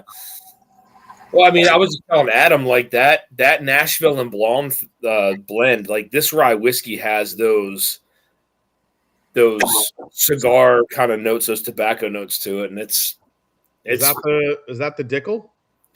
No, so this is the Nashville Barrel Company and the Blonde Brothers rye collab. Oh, the Blonde Brothers. Got it. Yeah. It's just so viscous. Yeah, I love it's like that. tobacco oil. Tobacco oil with rye. There's some rye in there. Tobacco oil with rye. Okay. Doesn't sound good when I say it, but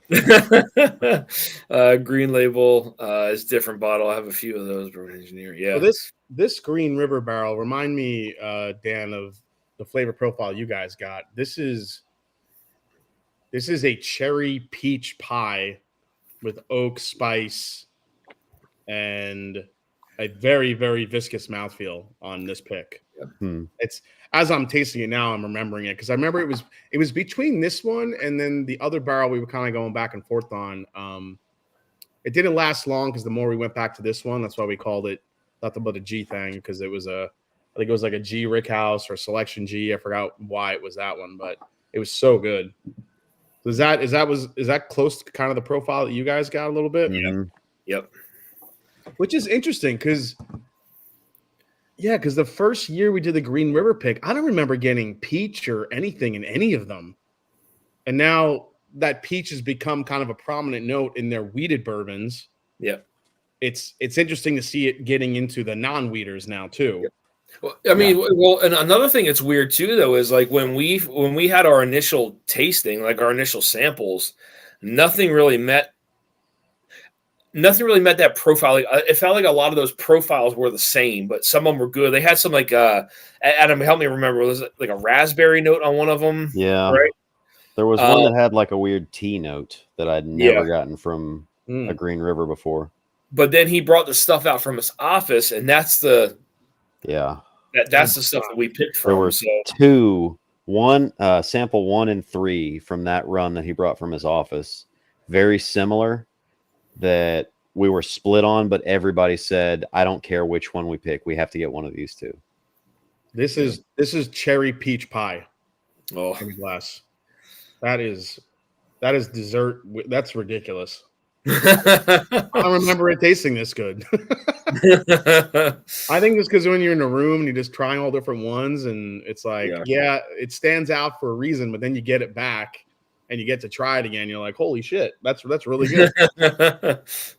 Picked a good one. Jake says double pneumonia on top of a lot of other problems. 2 different kinds of pneumonia. Spent a week in the hospital. Holy shit, man! Damn. Who's got pneumonia? Mr. Jiggs. Oh, Mr. Jiggs. Damn, Jiggsy. Get well soon, man. Walker says, I love Hughes Bell Bedford. I own many, including yours. Very old oak, but big sweet dill bomb. Hughes is a dense herbal 95.5 profile that doesn't appeal to most, but it does to me, says Walker Hines. Walker has one of your Bell Bedfords. Yeah, I think it was one of those things when people went to try it, they were oh, this was like really good, but just people didn't want to pay for it at first. But I understand, I get it. Yeah. Josh, like I said, the timing just kind of sucked too. Yeah. Sometimes with picks, timing is everything. Yes, I agree. I agree with that. Rich says, "Where can you buy that Blom Brothers tobacco oil?" it's on secondary. It's a little pricey. Don't look at it; it'll make you sad. Tequila night, anniversary of my buddy's passing. He enjoyed tequila. Chad, hope you are well and staying safe. Cheers to that, Miracle. Cheers to your friend. Yeah, cheers to your friend, Miracle Martinez. Cheers, brother.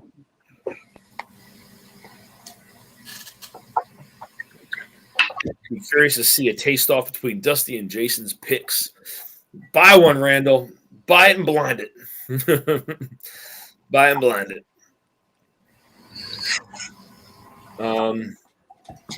What I liked about it is like you're so like I think a lot of people here in my chat anyway support a lot of other people. Like I know a lot of people here buy Jason stuff. I know a lot of people here buy like 2 1090s picks. So like I like that how it's kind of keep it together a little bit. I know there's other people that we support too and all that kind of stuff, but I do enjoy that. Yeah. I gave my mom her first Michter's 10-year over the weekend. Oh shit! How'd she react? She loved it. Well, she loved it. She thought the proof. She's like, why is the proof so low? I'm like, all right. So I had to explain to her like entry proof and Michter's goes in the barrel 103 and. She's like, "Oh, you're allowed to do that?" I'm like, "Yes, Mom." So you're allowed to do that. And then, as a special surprise, Todd Ritter, I don't know if he's watching, but big shout out to him. He found me someone that was selling one of those, the old McKenna bottles. The label. Yeah. This one was from 2000, and and it was like a really good price. So I grabbed it. I got it for my mom, and I gave it to her. And I think she thinks I gave her like Pappy Van Winkle. She was so excited. That's awesome. It was really cool. That's great. Yeah. I saw an old one not that long ago. An old McKenna. Yeah. Didn't grab it, but yeah, it was old. I remember meeting your mom at when we went to Heaven Hill right before the Bardstown Blitz, and that was like a blast, man. So it's like that was fun. Yeah, my mom's in her element. If this all happens this year at Heaven Hill, the actual event, she's gonna be in her being in her element. Oh my God. We're gonna have to drag her. I'm gonna have to drag her out of there. I don't know. You just see her like holding onto the edge of the barrel. Yeah. Jason, I don't want to go. I don't want to go. Leave me here. Oh shit. John Class says a lot of people here want to buy Jason's picks, but they sell too fast. Oh, yeah, they do. I mean, they do. It is what it is. Mm-hmm. There's always opportunities where we'd like to get multiple barrels to give more people a chance to get, but that doesn't always happen. Like next week, I think we're going to be releasing our Elijah Craig barrel proof pick and our Larceny barrel proof pick. And I think what we're going to do is have everybody choose one instead of buying one of each. This way, maybe the Larcenys make it down to the lower tiers because, everyone's going to go for the Elijah Craig first. I get it. Yeah. But I'm telling you, the larceny pick that we have is really, really good. It's sold. It's strawberry. It's chocolate covered strawberries in the glass. It's so good. Yeah. So I'm all about that. Yeah. So I think if you get either one, you'll be happy. So I got a lot of ECBPs. I don't have a lot of larcenies. He says, "Drag her. Y'all have to drag me out of Heaven Hill." Darrell's gonna be like scratching his face, like, "Where's those 19s at, man? Where's the 19s at?" Yeah.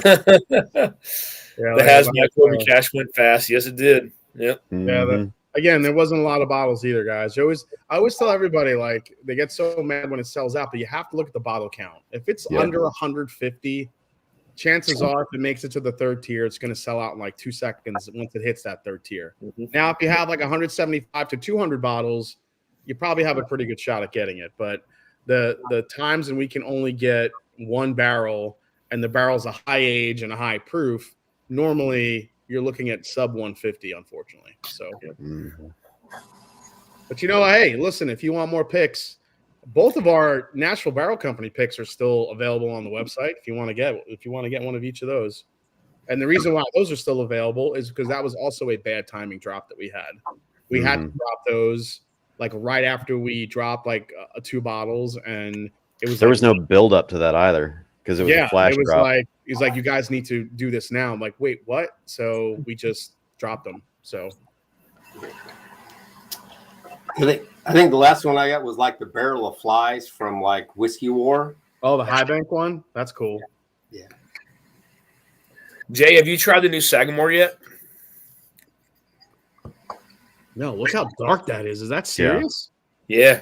Holy crap. So this is they replaced. So at some point it's going to hit. I didn't know if you tried to sample this or not, but it's going to hit stores. But it's the 123 proof, like they released last year. But last year's was like a 4 to 6 or 4 to 7 year old blend. This is straight 7, and it's all Sagamore. Really? Okay. And this is at the distillery. So I could try to go back there this week at some point if a few people wanted some. Let me know.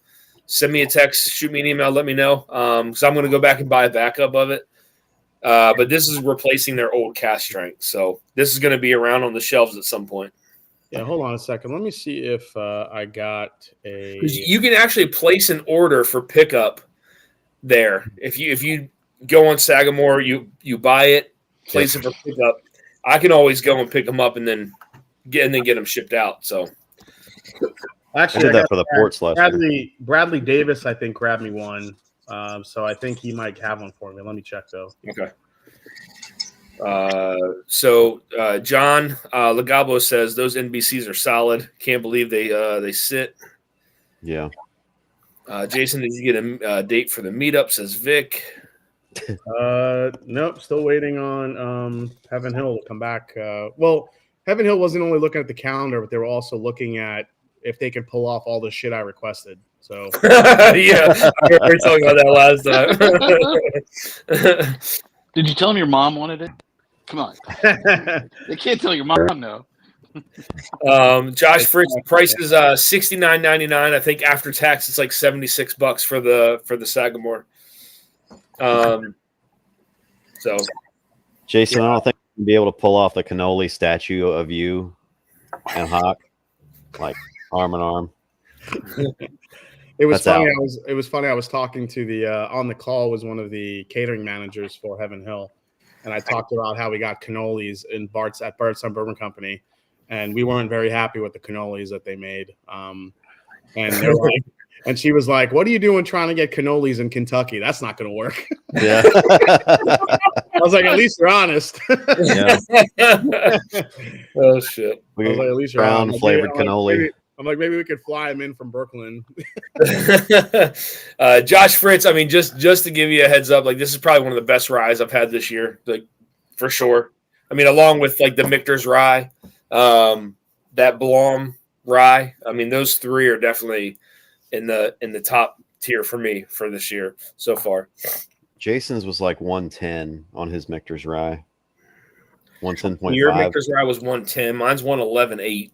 Oh, nice. Mine was 112.4.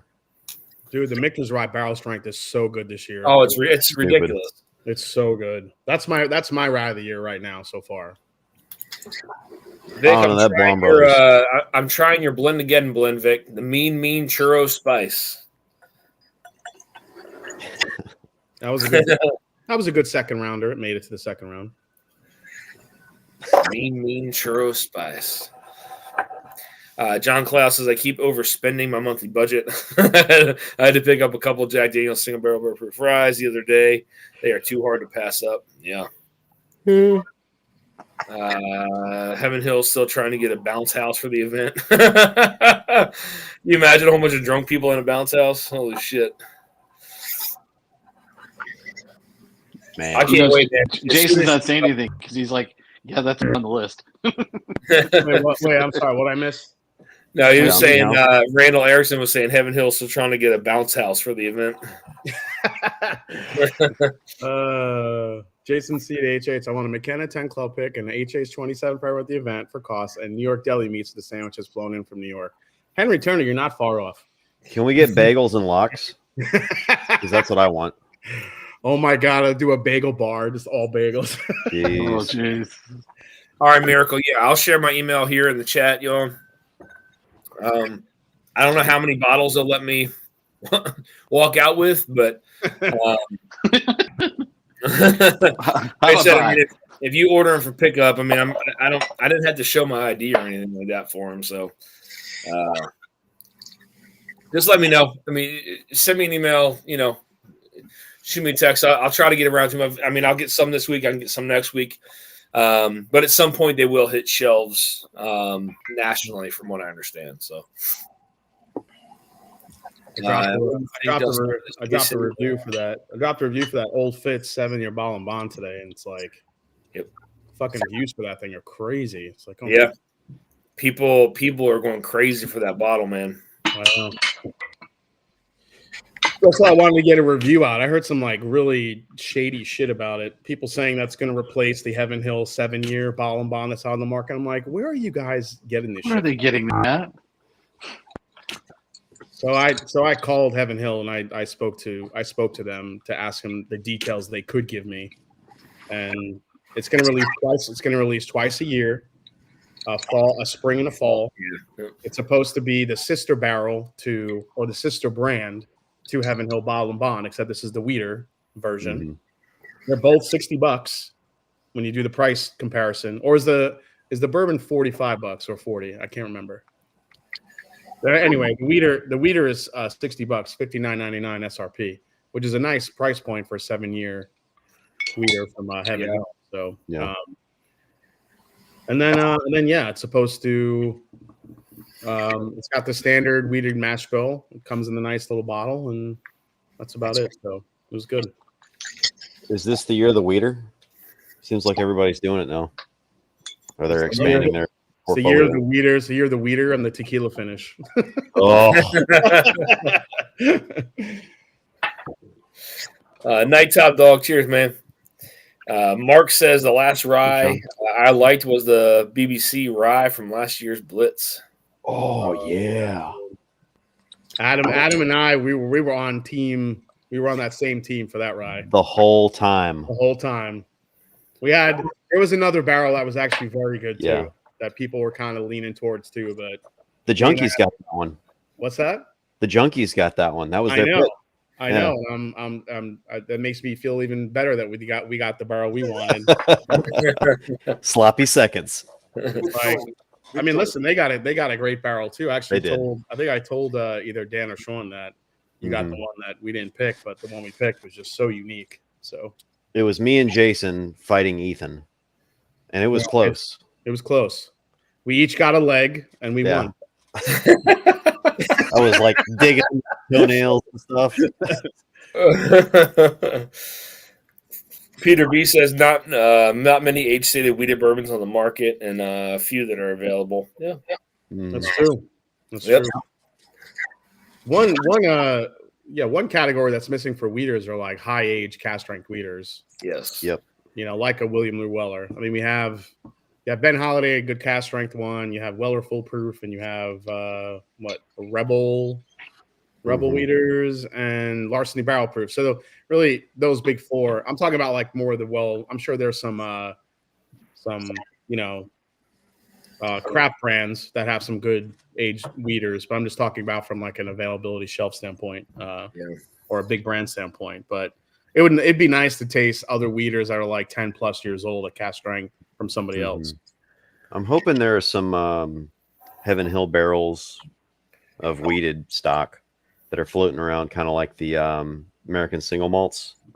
Parker's rejects that dropped last year. Maybe we'll see some of those soon. Maybe. I'm telling you, gotta if you live in Kentucky or you're close by to Heaven Hill, those select stocks, sometimes they drop absolute bangers from those things. Most of them are like meh, but every now and again they will drop an absolute beast of a select stock. You just have to be really lucky to be there when it happens. Yeah. Cheers, Whiskey Habit. I was at Makers last week. I drove by Heaven Hill a couple times, didn't stop. Says Southern Distilling Company has some weeders. Yep. Yeah, Southern Distilling is a great example, but their weeder doesn't really taste like a weeder. It's a little bit different, but still very good for a weeder burr. Even Driftless Glen's weeders were actually really good, but they didn't make a lot of it. So is that something they're just like slowly playing around with? I think if I remember correctly, when we did the pick with Justin last year, I think he said they're pausing the weeders, or at least maybe they barreled more, but it's not of age yet, so they have to wait until it's ready again. At least that's what I'm thinking. I don't know. Has anybody seen any of the 7-year Heaven Hill Bottle and Bond store picks? No. The people are getting? I haven't seen any yet, but yeah, they're out there. Actually, they're that's out there. True. The one that I did see was at Evergreen Liquors. Evergreen. Yeah. Okay. Yeah, Evergreen had one. Peter B, how's the new job at the Vatican? The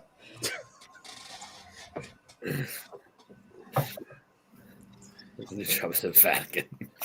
God. Peter, where are you working now? Now I'm curious. He's pontificating. Jay, are you still sipping on your Green River? Yeah, just trying to break this down a little bit.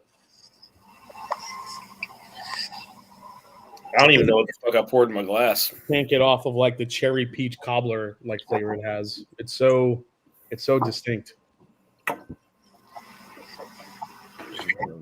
Stranahan's 12-year. Anybody familiar with that? Ooh, would. No, I would do that because I like Stranahan's. Okay. Stranahan's 12-year? Yeah. Oh wow. Okay. It's from Independent Joe. It sounds like some of those barrels they let us pick through after we did our picnic. We were drilling into barrels that were barrel re-releasing some old batches. What are some of your favorites? Curious if Jason has tried many, if any, of Barrel's old stuff. Yeah, there have been some favorites. There were some in the 30s that were really good. I can't say I was like trying the early on batches like the one like the original or the ones like even in like the teen numbers, but the late 20s and 30s, I think was it Dustin, there was one we really liked. Was it 32, 33, or 34? One of those? Yeah, I think it was 32. I mean, 32, 34, 36 was good. I mean, yeah, good. Those were really good, actually. Those were good blends. Journeyman's needs to release the high age corsets, whips, and whiskey. Just call it Vegas Showgirls. I wish I was in Italy. Yeah. Dusty Dan, the joke is Peter B looks like the new Pope. Oh, shit. I gotta look. Oh, I mean, I remember seeing pictures of the new Pope. But... Josh, that's why it's awesome. Oh my God, he does. Now I see it. Now I can't unsee it. Oh God! But is he from Chicago? Oh, he is now forever Pope Peter. Whiskey Habit, the lowest available is now 13. You can go buy batch 13 from Barrel Craft Spirits. Holy shit. That's a long time ago. Damn. They're breaking out their library. They're still in the library. I don't know if I remember having any of those. That's crazy. Yeah, I remember having some samples from the early 20s, but I don't know if I got anything down in the teens. Cheers, I had the Rye 1. They sent me the Rye 1, but who was that? Who hopped off? Mark. So I got some bad news about Cooper's Craft 100. I think it actually is going to be going away. Damn it. Yeah. I heard from two credible sources that, well, think of it. Yeah. Brown Foreman closed 2 cooperages, right? Right. Yeah. And that's what that brand was based on, the cooperage. It was all about the cooperage. So if you're closing your cooperage and you really can't create that brand anymore, I mean, it kind of makes sense it would go away. But I won't believe it until it happens. But I talked to 2 credible sources that said that it is a good possibility it's going away. Like there was a store owner, or not a store owner, but a a distributor that said, I think we're getting our last batch of it, and then I don't know if we're getting any more. So yeah, let's get rid of the good affordable stuff on the shelf and then put another like triple digit bullshit Whiskey Row bottle out there. Yeah, I think they'll rebrand it. I just think they got too much of it in the barrel that they still have sitting around there that, you know. But Old Forester is a very frustrating brand because all the good stuff gets distillery only dropped. It's annoying as hell. Very frustrating brand is perfect. Yep. Because they have really good shit, but we don't get to, most people don't get it unless you're living next to the distillery. I don't know. It's annoying. The good stuff goes to Michter's. Josh Fritz says, what is the best supposedly? Well, allegedly. Listen. Would you guys say the Cooper's Craft, was it their bottled and bond or their 100 proofer is the best? I mean, they only have the 2 expressions, so yeah, the bottled and bond. Yeah, the 100 proof. Yeah, that's my favorite. Yeah, I like that over most of Whiskey Row or the whatever it's called. Me too. Time to sandbag a few bottles of Cooper's Craft. If you guys like the Cooper's Craft, maybe start grabbing a few backups. Yeah. Every time I go to St. Louis, I have to take 4 bottles back for a couple guys up there. Mm-hmm. Cooper's Craft 7-year bottle. It sits here, so I mean, I know it sits on the shelves in Memphis. Yeah, nobody buys it here either. It just sits around. So I got 5. I'll admit it. I'll probably grab like two or three more backups to have because I already have 2 other unopened bottles. And I think having 6 or 7 should be enough. That'll hold me over. That's going to be the new Blacktop early times. Yeah. It's going to be the new Heaven Hill white label bourbon. Yeah. Stocking up. Whiskey Habit says, honestly, I love Barrel. PA is selling their Stellum Rye for $27. Oh my god! Wow, that's super. Stellum cheap. Stuff was all right. I don't understand what happened with Stellum, what they did with it. It just made no sense. Flash and gone. It made no sense. They're like, Stellum is our new affordable entry into the Barrel Craft Spirits family. And it's gone. Yeah. And then they took like 15 Stellum releases and made them premium. Yeah. I'm like, what are you doing? Like that's what your Barrel Craft brand is supposed to be. Like now you're they had the Fibonacci and and all this crazy Stellum shit. I'm like, all right, so Stellum is not your affordable brand. Now you're I don't understand what you're doing. Now you're competing with your own brand. It doesn't make sense. I will say that their PX Sherry they just released is actually really good. Yeah, I still haven't tried that one yet. No? Who's running them now, though? Who's in charge there now? Who's in charge at Barrel? Oh, it's still what's his face? Joe. Yeah, Joe Beatrice. I thought maybe it was a bank. I tried to get. Speaking of Joe Magliocco, who I got to meet from Michter's at an event. I kept seeing him drink, and the more I saw him drink, I kept trying to go over to see if he would let me know who the source is for Michter's. He wouldn't tell me that. All right, he's on 12. The only thing he gave up was the actual age of the Michter's 10-year from 2023 that everybody loves. He said it was actually 14 and a half years old. Yes. I said in the review, I'm like, this has to be 14 or 15. And he said it's 14 and a half. I'm like, yes. Okay, I knew it. Hell yeah. But he said it so like laissez-faire. He was just like, oh yeah, that was like about 14 and a half years old. I'm like, holy shit, you just told me. Okay. Sweet. From the horse's mouth. I'm like, so where are you sourcing from there, Joe? He's like, well, I can't tell you that. I'm like, damn it, drink more. Starts looking around. Where do you think they're sourcing from? I mean, it's always been, the room has always been Brown Forman, but I think they get their stuff from a couple different distillers. Yeah. At least the high age stuff. Child Jimmy says Cooper's Craft 7-year bottled and bond coming in 2026. Whiskey Habit barrel operates like an insecure hot girlfriend. It's like, what are you doing? Just dress normal. You're already great. That's funny. Turn that into a meme somehow. I don't know. I just thought there when they had they had a bunch of issues and things got quiet and they fired the sales staff, that it might be a bank that was in charge of the company now and kind of. And bankers are the worst ones to run any type of business. So, Cheers, Sandeep. Sandeep Chima. Finally, Adam Shelton is back, says Sandeep Chima. All right, guys. I just hit 98.7 thousand subscribers. Let's go. We're getting there. On a roll. Yep. You'll hit it by the end of the year, man. Yeah, I think so. I think I'll get it. It's the channel's actually had good steady growth the last couple months, so it's going a little faster than it was. But I might hit 5,000 by the end of next year. 5,000? Yeah. Nice. What do you? Hey man, doesn't matter. Every little bit is good.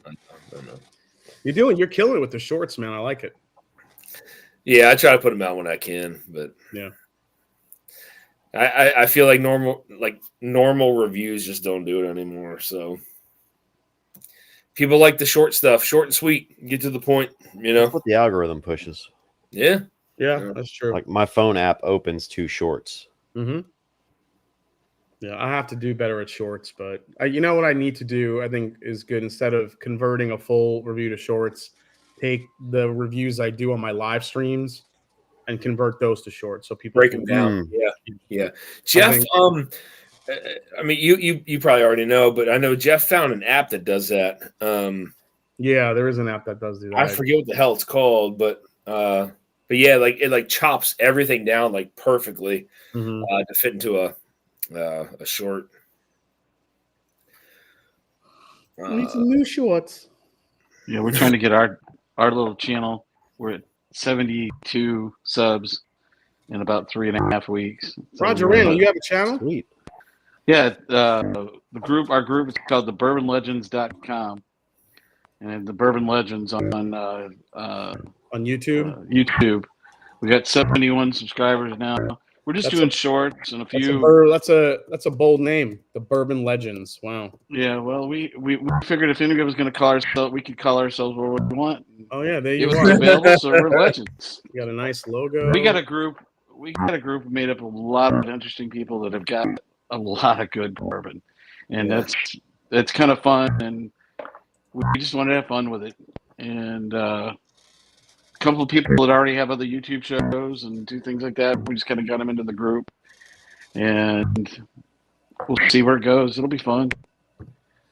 We got over 100 plus on Facebook already, and so it's good. And it's just basically this area: Memphis and Arkansas, a little bit of Texas, a little bit of Indiana. So. Josh, as they say, bankers are the type of people who will loan you an umbrella and repossess it when it rains. Yeah, exactly.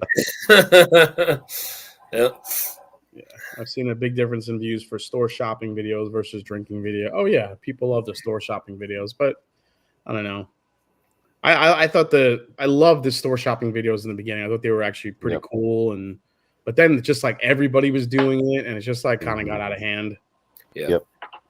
What we thought was killer was a couple of the shorts we did. There was no vocals on it. It was just opening up a bottle with background music. And those did better than anything else. So there you go. Roger Sandeep says you got a new subscriber. Yeah, appreciate it, drop brother. the link in the chat. I don't have a wrench, so I couldn't do that. I don't think I have anybody as a wrench, to be honest with you. I'm a wrench. not since I switched platform. Adam might be or Jason might be, but I don't know. Oh, hey, Dan, did you guys sell out of your Green River yet? No. How many bottles you have left? 50-ish. Yeah, 50. About 50? 42. Yeah. All right. You're selling them. Yeah, but we got to. I'll mention it when we drop. I think we're going to drop ours this week. So if we do that, we'll tell people to maybe bundle it with yours. I mean, they could save some money. Well, who is yours through? The Shield box. Yeah, okay, those are ours. I appreciate it, man. Because I mean, to be honest with you, we got that Bardstown coming out too. Let's go State Farm, baby. Bundle and save. Here we go. Yeah, we got that coming out, and then in the next, I mean, probably around my birthday, the Evernorth is going to drop. So did you get a timetable for the Bardstown bottle you picked? Well, they said they were going to bottle it on the 19th, which was today. But I didn't hear anything. So you still got some time because by the time they palletize it, get it over on the truck, and get it over to Sealbox. Yeah, I get it. Yeah, it's just, I mean, I was honestly hoping we would have been sold out by now, but it happens, I guess. It's just one of those things. So hopefully, once people get it and drink it, we'll have people want a backup of it, and I mean, I bought a couple backups, so yeah. I know I'll go through them, but I got a bottle on the way, bud. Says Henry Turner. Nice, man. Yeah. EJ, I told Dusty Dan to do this like years ago. And he hasn't done it. Yeah, I think it'd be interesting to take a Dusty bottle, talk about the history behind it, those videos I would watch. Yeah, I think it would have to be a short though, EJ. I don't think the last time I released a normal review, it was hard. It wasn't even worth the effort to edit it. I think people like the short and sweet, being simple about reviews, man. I mean, that's what it is. I think that's the norm now. I think for someone in your position who is such a kind of a subject matter expert when it comes to Dusty bottles, I'm a connoisseur. Yeah, you're a connoisseur. All right, welcome to Dusty Dan's Connoisseur. We're gonna do a connoisseur. We're gonna pour some Dusties tonight, everybody. Get your Kleenex. Oh shit! You got to go into how to nose it too. Yeah, like if you did a video, right, and then you did, oh, this is a cool idea. Okay, ready, Dusty? Here you go. All right, write it down. You do the Dusty. You do the you highlight a bottle or whatever it may be, and then you do a full review on it. Maybe get some notes. Do the history. Get a little history of how available they are in like some of your, I guess, Dusty bourbon groups. Does Unicorn get them? Talk about the value now versus what they were, what you should be paying. And then, I mean, if you see these on different sites, you could always kind of link them, and then you get people like driving different viewers. Like these guys are always on Unicorn, going to your site to get the info on a bottle, and this will drive maybe a different audience. It might not get you a gazillion subscribers, but at least you can get a different viewpoint, different looks at your channel. That's very true. Actually, it would definitely switch things up a little because bit. those Unicorn bottles that are always on there. There's a lot of Dusties on there. Plus, you have that giant Dustbusters group that's on there. I mean, I know you really can't talk about it or mention it because they're but the other avenues that you can talk about to get Dusty bottles and what the value is now, what you should be paying, don't overpay for this versus that, the flavor profile you should expect, just stuff like that. I think would be really valuable because look, it may not be as many as it was 5-6 years ago, but you still have a lot of people buying older bottles that probably don't know what the hell they're buying. That's very true. Yeah, that's a good point. Yeah, I mean, I'd have to, it would probably turn it into a 3-minute short and not. There's no way I could do that in a minute. You know what I mean? If you turn it into just a like a spotlight, like a Dusty spotlight, talk about this video, run through it in like 3 minutes, give some quick tasting notes. I mean, you don't have to go through. I'm not saying going through an entire history of the brand, but maybe just go through like a history of that particular bottle. Yeah. Of like, this is what it is. Released this year. It released this year. It was it was out for this long, then it was discontinued. You don't have to get into the history of the distillery, because that'll take forever. Just to maybe focus on the history of the bottle, some tasting notes, what you should pay for it, what you'd expect to pay for it, and maybe some ideas on where you could find one. Okay. Yeah, I mean, that's actually a good idea. I mean, it's outside the norm of what I normally do, so I think it's different. While everyone else is focusing on hunting videos and all this other stuff, you could do that. Yeah. Okay. That's an idea. Maybe just do a couple. Maybe just I don't know. Maybe do like 2 or 3 episodes of it. Put it out there. See how it goes. Okay. I'm not saying commit to a year-long thing. Because I also know it's a more expensive thing because you gotta doing it. So maybe pick 3 bottles. Work on it, do it when you feel like you got it right. Release one, see how it goes, and release another, and just see how it goes.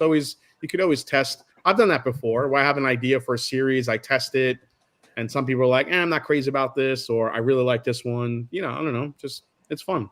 Okay, yeah, that's a good call on that, man. Yeah, I appreciate that. Josh Fritz says, "Fuck editing." Be original. Yeah, editing is time consuming. Editing sucks hard. Everyone does the newest ECBP review. Nobody does the 1984 Wild Turkey 101 review. Yeah, I mean that's true, EJ. I mean that's I do get that. I should send you some of the 86 decanters to review. Ooh. I'll just send you the decanters too. I have some really cool turkey decanters, but there's no whiskey in them. I just wanted the decanter. Yeah. They are really cool decanters. Roger Randall with a $10 super chat says, reminder super chat giveaway tonight. That's true, guys. So tonight we are giving away 3 samples of the 2025 Michter's Barrel Proof Rye. We're doing 3 samples of the newest Sagamore cast strength release, 123 proof. We're going to do 1 sample of the Nashville Barrel Company and Blom collab rye whiskey. And we're going to do a sample of the Old Forester 100 proof single barrel from Archer Hotel in Napa, California. So we'll do a sample of that as well. Plus, Randall has a sample pack that he is giving away. I can't remember everything that was in it. But he's giving away a sample pack as well. So some hitters in there. Dustin, nothing like the comments you'll get. Great review, but who can get this? Yeah. Like most of the shit you reviewed, Dustin. Here's a Lagavulin 45-year Fagiel that's $10 gazillion. Nobody gets that except Mike. Yeah. I mean, I could go on and review the 1909 Old Overholt, you know what I mean? But that's I'll never do that. You know what I mean? Like, Dustin says I'm quoting exactly what we get. Yeah, exactly. That's basically what it is. Do you think reviewers that get new bottles first and get their posts out there before everyone else have the subscriber advantage? Yeah, I think so. I think it's a couple different factors. I think it's guys that actively try to get the bottles first. Yep. Plus, I do think if you have a channel with a big following, they're likely gonna go to that one first if they have a new bottle. So they'll kind of get their take on it. It's tough.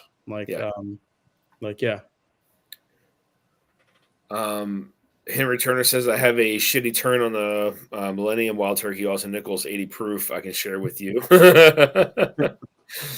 Yeah, like I'm not gonna lie, I actively try to get bottles quick so I can get a review out there. I mean, it's just part of the deal. Yep. I mean, I definitely try to do it. So absolutely, that's what you got to do, man.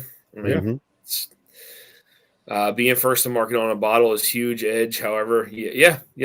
Because the one comment I always get is, I like that I can go on your channel and I could get a review of a bottle that I'm looking at and I could find it and get it. Because like usually if I'm looking for a review, you've probably done it. So I can go find that review and do, because like if you agree with my palate, then you'll know what I think about it. And then you can look it up, go right to the final breakdown, see what I said about it, and then you can make your decision from there. Yeah. Yeah. So that's why I like still doing the formal reviews. Like I don't know, the hunting videos are fun, but I don't feel like that helps people unless you're about to go on a trip to that specific place. For me and the position that I'm in with being, I don't have a ton of subs, but like for me, those videos, the last 2 normal videos I posted, just don't do it. And they're not even long videos. They're sub 4 minutes. I mean, it still just doesn't trigger like a short does, unfortunately. I mean, it doesn't. Yeah, you got to kind of find your niche. I mean, I just fucking yammer on over and over for like 13 minutes. So I don't know why people don't. It's good. William Hall, the $10 super chat says, "In for all the marbles, my friend. You are in it to win it." William Hall, thank you, buddy. Has anyone tried the Casey Jones wheated bourbon? I don't think I've had that one. Mm-mm. You guys? No, I have. I've seen it. I have something from Casey Jones. I don't think it's wheated though. Is Casey Jones? Is that grain glass? Is it sourced? What is it? No, it's their distillate. It's their distillate. Okay, that's cool. Yeah, this is not the wheated stuff. This is the corn and cane barrel cut, and then I think that's in Hopkinsville, Kentucky. This or one, somewhere near, but it's really close to me. This is Hopkinsville. Yeah. It's like 30 minutes from me. Randall has Jason, I got your review for the new Maker's Mark Keepers. Yeah. And you pulled off notes that I sent to our group that everybody else said, no, I don't get that. So I sent them your review to everybody in the group. Said, I told you I got that that Mark had it, and they were like, they couldn't believe it. That just shows everybody's palate is so different. Mm-hmm. And that's why until you try it. That little Maker's Mark was a nice little surprise. It was kind of a good little bourbon right there. $10 from EJ says, "I'm just following William Hall, who may have lost his marbles and is hoping to win new ones." Oh shit, EJ, thank you. Oh shit. Whiskey Habit, that's pretty funny. Thank you. Did you read that from Whiskey Habit? Look what he said. Let's see. I think that would be an amazing video. Dusty and Jason match my palate. I appreciate that, Randall. Thank you. Hunting videos are in the moment. Don't truly represent what stores have. True. Still looking forward to the day 2 hunters enter the same store.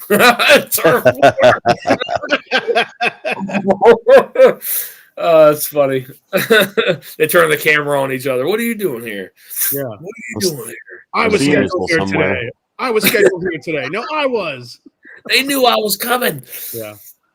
If I ran into Bruzel and he was filming somewhere, I would clock him.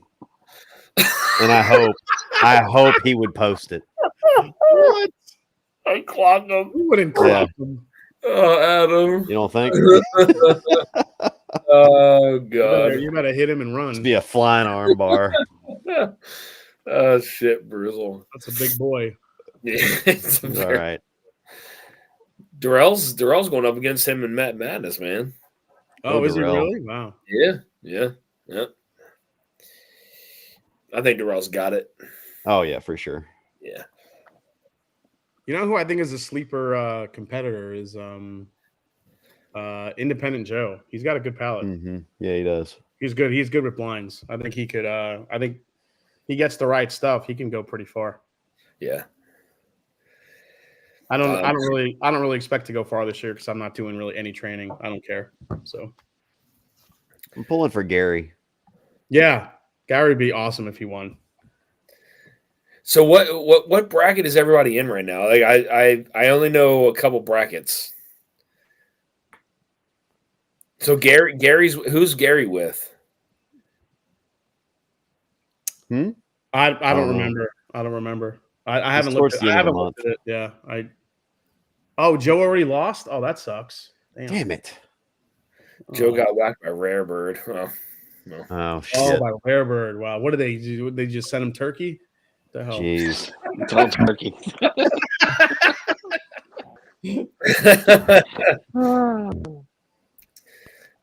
Josh Brandon Sprague. Yeah. Whiskey Mountains. Okay. Okay. My money's on the other guy, says Big Vic. Oh, Big Vic's got money on Bruzel. Brandon Sprague all the way. Is Brandon in it? Yeah. He was one of the mystery tasters. He could win. He knocked Sean out, right? See, yeah, Darrell said 2 turkey bottles in that flight, which wasn't fair. See. You can't do that. There were 2 turkey bottles in there? Yeah. I don't. Yeah. That's what I mean. Like, if you know people's palates, I don't Rigged. know. Like, yeah. Like, yeah. Even Top Shelf Dustin says the whiskey rigged. Yeah. I mean, that's crazy. It didn't even. I thought I remember seeing in the background 2 of the Masters Keep boxes actually in the background of that. Maybe not. I don't know. I can't remember. But yeah, I'm just gonna go in and I'm just gonna get my samples and I'm just gonna see how I do this year. So. Yep. I just don't, I don't know, man. I just don't have the time to sit there and do the training like I did that one year. Mm-hmm. Like, I just can't. I don't know how you do what you do now, man. Like, I don't. I don't know how you do what you do now. Yeah, I just have to I think what I'll do is I'll pour some different profiles out, like on the table here. I'll do some turkey, some Heaven Hill, some Dickel, some MGP, some different MGPs, and I'll go through them, and I'll just try to get the mind trained a little bit, just to kind of be able to call them out. And that's a good idea, because that kind of gives you that broad spectrum of flavor profiles. Yeah, I'll just that's what I did last time. I was just basically playing a match game. I would have Kim would pour me 7 or 8 different things from different brands, and then she would write the brands down on a card. And then basically I would have to slide the card to the glass to see if I'm right. Yeah. And it worked. It helped me pretty well, but it's different nosing and tasting when you're under a 30-second timer. It's a little bit. Mm-hmm. Yeah. You can't get that music playing too. Yeah, it's distracting. Yeah. So Darrell said Masters Keep and the LLME 10-year, which Rare Bird headshotted. Yeah. Yeah. Okay. All right. Bruzel did have his favorite bottle in his lineup. See, friggin', this is what's gonna happen. Matt's gonna put Blue Run or some shit in my pours. Dan did. So what do you? Yeah, I'm just gonna be like, I never drink this. So Jason probably expected that from me, though. Yeah, I expected that from Dusty, not from Matt. Top Shelf says Jason has a full-time job, does 2-hour fully prep live stream, does a few recorded videos a week. Oh, and then runs a whiskey club. That's what I'm saying.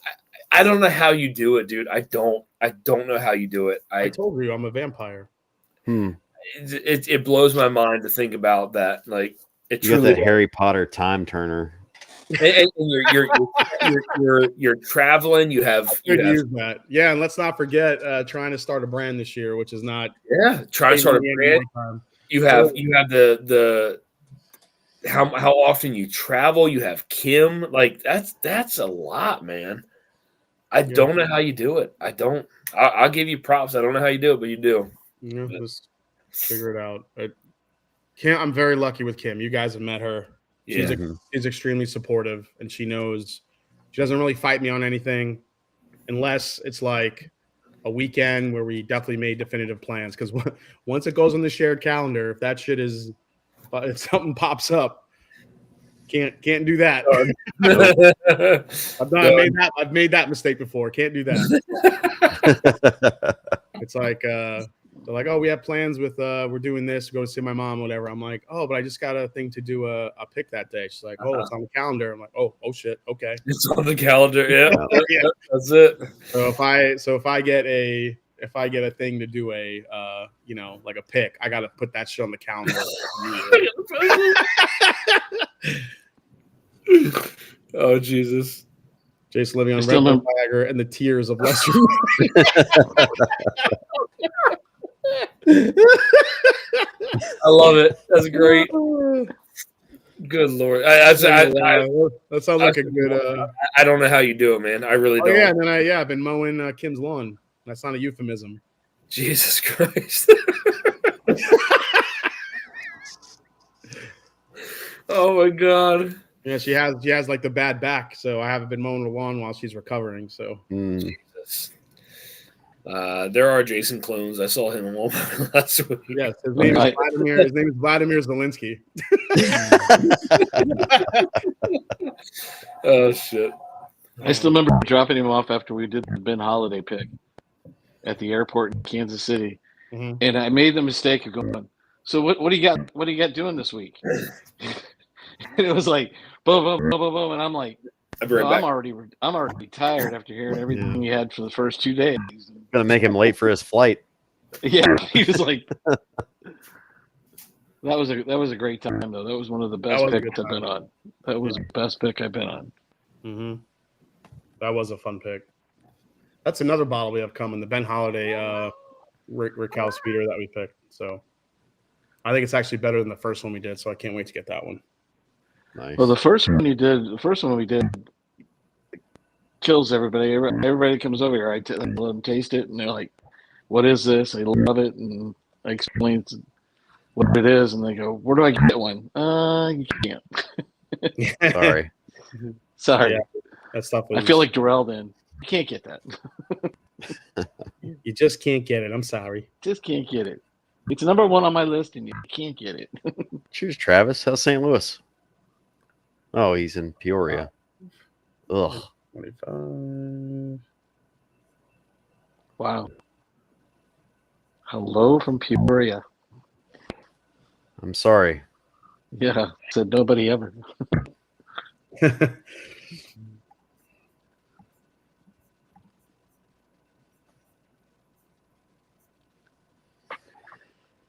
Still remember the first time I met Jason at Chattanooga. That was a fun trip. Dude, that night was crazy. In a good way. Yeah. Man. Yeah, we had the Ben Holiday pick. It went all day. We got there early in the morning. We're drinking coffee and having a Danish or something they had. And then we just kept going. They kept going, and they took us to lunch, and it was awesome.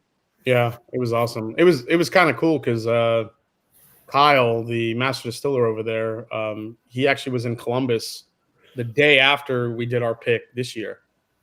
So I saw him there to do our pick, and then he's like, "I'm going to be in Columbus." He's like, "Do you know a place called Prohibition?" I'm like, "Yeah, dude, it's right around the corner from my house." He goes, "Well, why don't you swing by? We'll share some pours." So I did. It was pretty cool. Nice. He's a really cool guy. He's very laid back, but he's completely brilliant. He's a really brilliant master. Yeah, those guys are. Yeah, great. I mean, a lot of those guys are super smart, man. It's almost like worrisome a little bit. I mean, just talking with the guy from New Holland, Pete, it's like, holy shit, man. Yeah. Like, these guys get so scientific and down to it, like it's wild. They've got a background in chemistry most of the time. Yeah, for sure. I thought it was interesting when they're talking to them, they all start talking about yeast strains and all this other thing that they get into. And I think that's what Green River might have done, is change the yeast that they were using for some of their bourbon.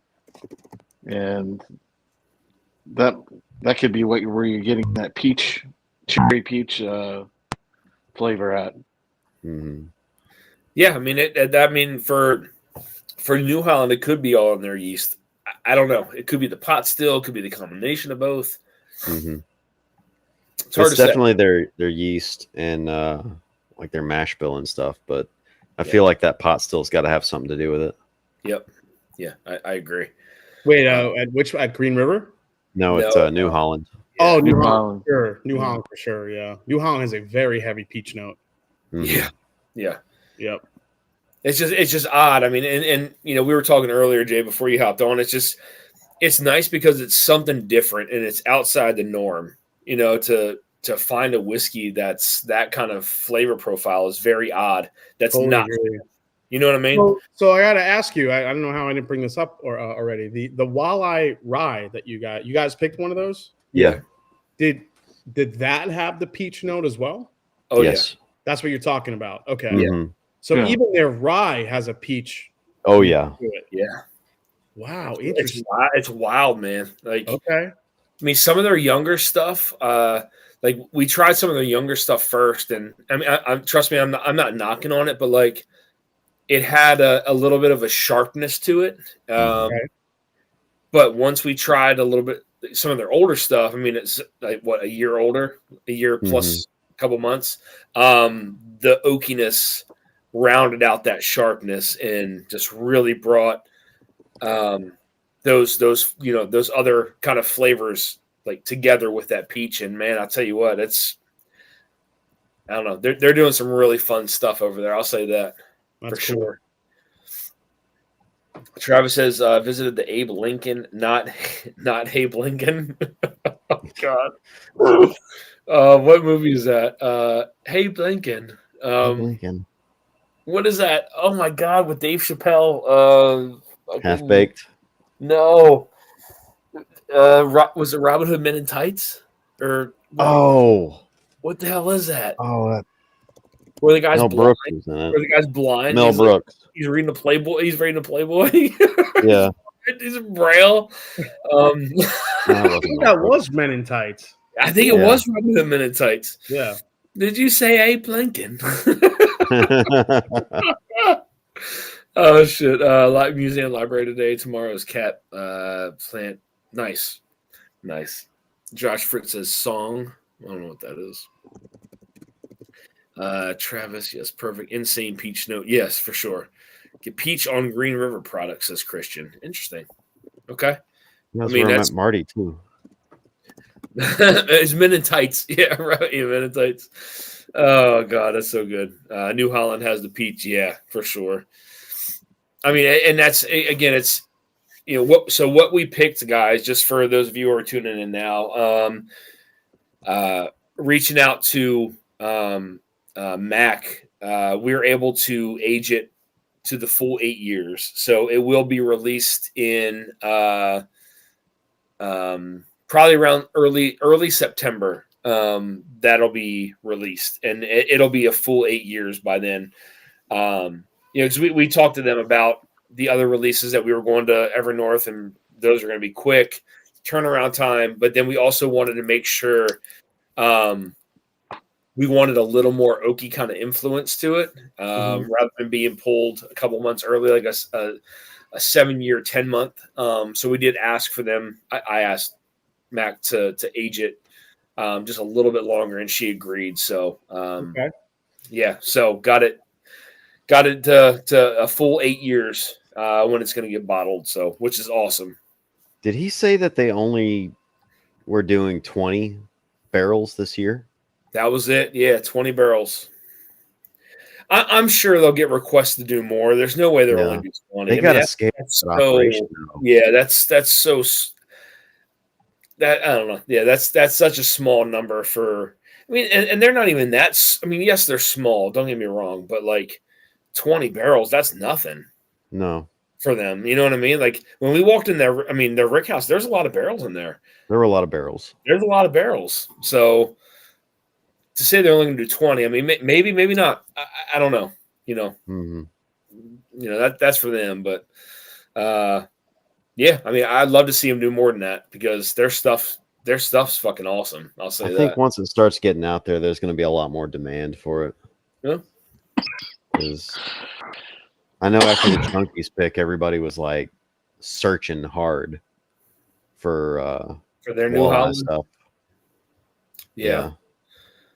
Josh first says sad moment, bottle kill of the Free Ranch Farm Strength awesomeness. Never had that, I don't think. Jason Cruitt says, did you try the Walleye Run single malt? It's pretty good. I not there, not that I remember. I didn't try single malt. Did at the bottle share afterwards. Okay. It was on the table. I'm going back and having a sample of that. Ooh. Yes, man. Yeah. Shit is good. Yeah. I picked up the double oaked walleye, the 105 proof while we were in Michigan. Yes. I was drinking that the other night, and that stuff is so good. Double oak is good. The cigar batch is good. Cigar batch is good, even though it's got Amburana in it.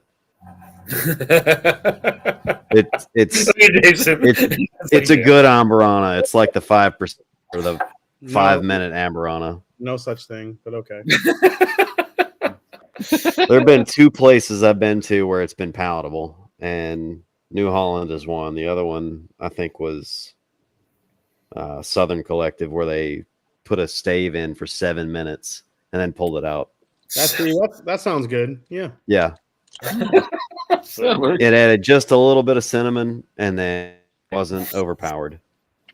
This was gonna sound like just weird, but my mom. So I gave my mom all my Amburana, like here, try it, and she wasn't really too crazy about it either. But her neighbor, who guess where he's from, Brazil, loved it. Go figure. Yep. Yeah, and being Amburana being a Brazilian wood species, I thought it was pretty funny that he loved it. So she literally just gave him the bottle. I was like, I'll take it home. I don't want it. I was like, okay. All right. So yeah, that's really interesting that the Walleye Run also has that heavy peach note. That's cool. Okay. Yeah. Yep. Yeah, that we're gonna have a good chunk of bottles of that one. So little worried about that one getting through, but when you try it, you will see. I mean, that's one of those whiskeys where it's one of those things where you have to try that kind of, if you haven't tried anything from New Holland, it's one of those whiskeys you have to try, and when you do, you'll kind of see you'll see why. Like I've obviously had the bourbons, but I haven't tried any of that Walleye Rye yet, and so I was just curious, what that flavor profile was. It's kind of cool. They also have, I mean, you're kind of seeing it now in the Green River, getting this peach cherry cobbler note, and then all of a sudden you also get in the wheated bourbon. Now their rye, I think I remember the rye having that, but I haven't tried. I've really only tried I tried their rye at cask strength once, and I don't remember it having peachy vibes to it, but who knows? Yeah, I mean, if I had enough to send you a sample, man, I would, but it's gone. I gave it away last stream. I only have that much left. Yeah. I wonder if the Turks have any. Yeah, they might. Turks might have some. I didn't get any samples of that. My sample bottle was for that sherry. Yeah. You still have that? Yeah, I've got about 3/4 of a 200 ml. Oh God! I know that stuff was. I think that stuff was actually sold to somebody. I probably should stop talking about it then. Yeah. That was amazing. That was amazing. You get that that cherry, that dark plum, the peach together. Good. Holy shit! Super peachy and dark fruity too. Yep. Oh, it had that oakiness to it. Oh my God, man. Yeah, they do some really. I like New Holland for that aspect. It's just they do a lot of fun shit over there. You can tell. The color on it's like blood. It is. Yes. A lot of barrel influence on that for sure. Otherwise, Jay, what are you sipping on now? I don't know yet. You got that PX Sherry from Barrel? No, I didn't get that. You know what? I should actually crack open our Corbin Cash pick. I didn't even open that yet. Do it. Do it. Grab the bottle. Do it now. Do it. Hurry, run. Run.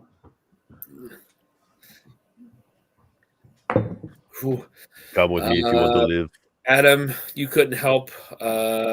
The barrel was leaking when you found it. We were just trying to make sure it was all lost before you plugged it. If anything, I should be hailed as a hero. Cheers, Kelsey. Top show. Kelsey? Get to the chopper. Boys and girls. Kelsey's probably in his basement right now. Yeah. They get some storm. Usually Kelsey on Monday nights is hanging out with his buds. Mm-hmm. So. They got Josh some storms rolling says, good talking about the walleye run. It's going to become allocated, and we'll be able to get it. There'll be plenty. I promise you that. There'll be plenty of the walleye run. I wish there wasn't, but there'll be plenty. Trust me. So, Jay, you're sipping on your Corbin Cash. Roger, what are you sipping on now? I haven't opened this yet. Check it out. Weller Foolproof Store Pick. Okay. That's a fresh crack, man. Looks like. Oh, yeah. From Happy Hour Liquors down in south of Lexington. Nice. Walked in and talked to the owner, and he had just gotten his store pick in, and he was very, very accommodating to us. We had about 8 people in our group. We all bought bottles, and he gave us a very, very nice price. Very good guy. It's a liquor store on one side and a bar on the other side. There you go. Really cool. I do it. Sheldon, what are you drinking, man?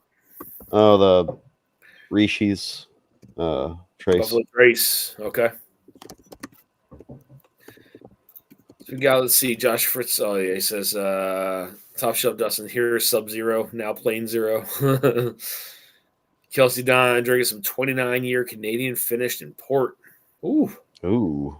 160 proof. Jeez. Dude, yep, that's that bottle. That's a night ender. Yeah.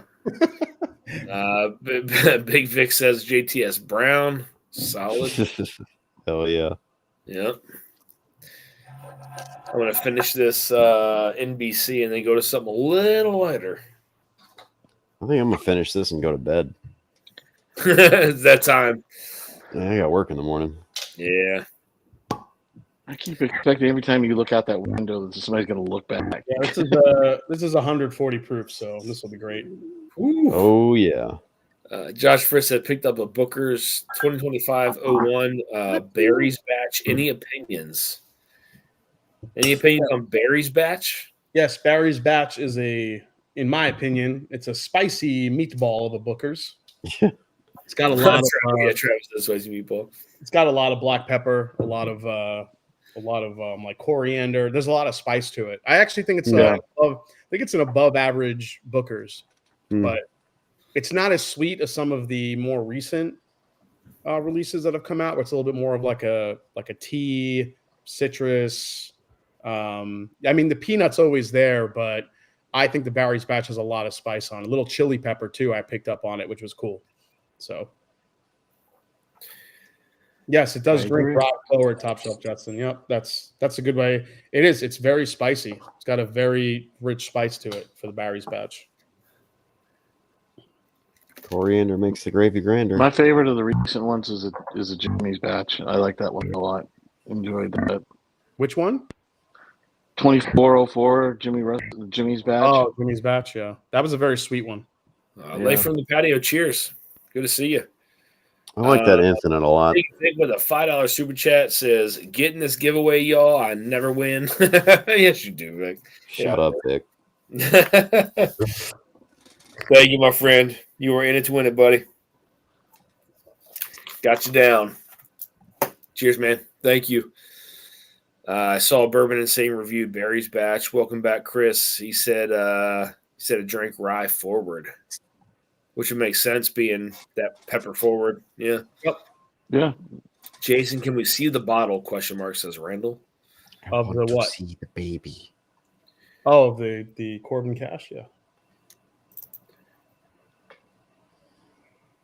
She's sexy. 100 barrel, 108, 140 bones. It is a sexy bottle, isn't it? Yes, it is. Yeah. Their bottles are so cool, man. Very nice bottles. Yep. Looks like the bottles that Top Dog uses for his blending. Yep. I agree.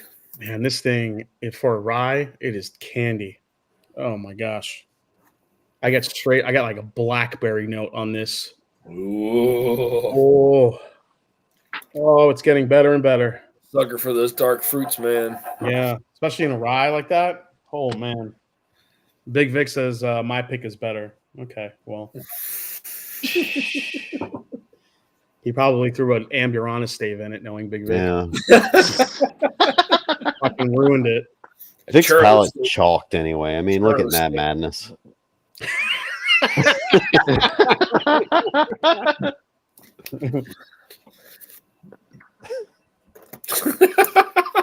Vic drinks Amburana now. He's like, is that a honey finish? Let me post the link in case he wants to hop on. Let's see. All right, I'll post a link here. Oh my god, it's so good. Vic's probably going live later anyway, right? Foot from cow. Yeah. You remember those days? Every night you could just about say at the end of your stream, well, stay tuned for Big Vic. He's going to go live. Yep. The Top Shelf Dozens, that bottle's got back thicker than Nicki Minaj's behind. $60 pickup. It's 11-year, 110 proof. So it's getting cracked right now. Nice.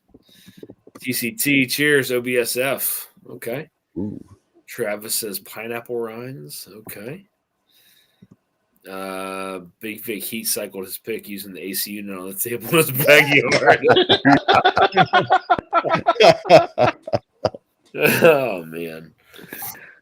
Oh man. Man, I am feeling pretty fucking good right now. I'm not gonna lie to you. Yeah, you're leaning into probably it. that damn Blom Brothers. Yeah. I'm getting there. Yeah. Oh, Jason, I forgot to remind you before you do your whole thing on Matt Madness. Remember the pickles. Go to the pickles. That's right. You know, it improves your palate. Remember what? Go to the pickles. Eat pickles like Dan did. Remember? No, you know what my secret weapon is lately? Coke Zero. Yes. Oh, okay. I gotta give Todd from 21090 credit for that. I was like really, because when we did all those picks when we were at MGP, I was like, really, Coke Zero? He's like, it's the best. So I've been using it. Actually kind of work. It clears the palate pretty good. Yeah, it does. Yeah, I agree. That's my new secret weapon. Christian, I think you should know more. Coke Zero. Yeah, you guys are just gonna see with like 4 cans of it at Matt. It's like, Jason, you're supposed to drink the whiskey, not the Coke Zero. Oh, got it. Jason could be doing advertisements for Coke Zero on the show. Man, if I get Coke Zero says I'm a big advocate for Arby's roast beef as a pre-meal for tasting. All that salt. Oof. Oh my God. That's a great recipe to puke. All that salt is right. That'll clear you out. What are you doing? Whole milk is my palate cleanser. Oh God. Oh. No. Fritz, so Josh Fritz. So he uses Diet Mountain Dew. All right. Oh, Diet Mountain Dew. I could see that. It's interesting. Coke Zero works very well, though. I will admit, I've been able to hang out with Todd a lot during these meetups, and the Graves keep that in their fridge, and it works. It works very well. So I'll say that. It does. Coke Zero is good. Whole milk is my palate cleanser. Trav, are you serious? Because that's disgusting. No, no way. You can see that shit curdle in your stomach. Yeah, that's what I say. I just see his stomach just curdling. It's disgusting. Oh my God. Milk is disgusting. Ugh. Mountain Dew was made for whiskey after all. Okay. You can see that, I guess. Yeah. All right. One more pour. And you know what? Let me give me 1 second, guys. I'm going to enter these names in here real quick. Do the drawing at 11. Give me 1 second. That's my cue. So this I'm Corbin heading out. Cash. This Corbin Cash. If anybody got it last week, Be good, Adam. Good to see you, brother. Y'all. Adam, not yet. God damn it. Wait 10 minutes. No, I gotta go. I'm tired. God damn it. Bye. Yeah, look at his eyes. They're all squinty. He's time for bed. Bye. Bye, Adam. All right, let me enter this in here. Adam's gonna go snuggle his life-size Dan pillow. Dan pillow, yeah. He may have go to sleep listening to the end of the stream. Makes you feel good. You guys mentioned blackberry. I've been drinking this blackberry Dr. Pepper that they got out. Came out with a blackberry Dr. Pepper. It's like,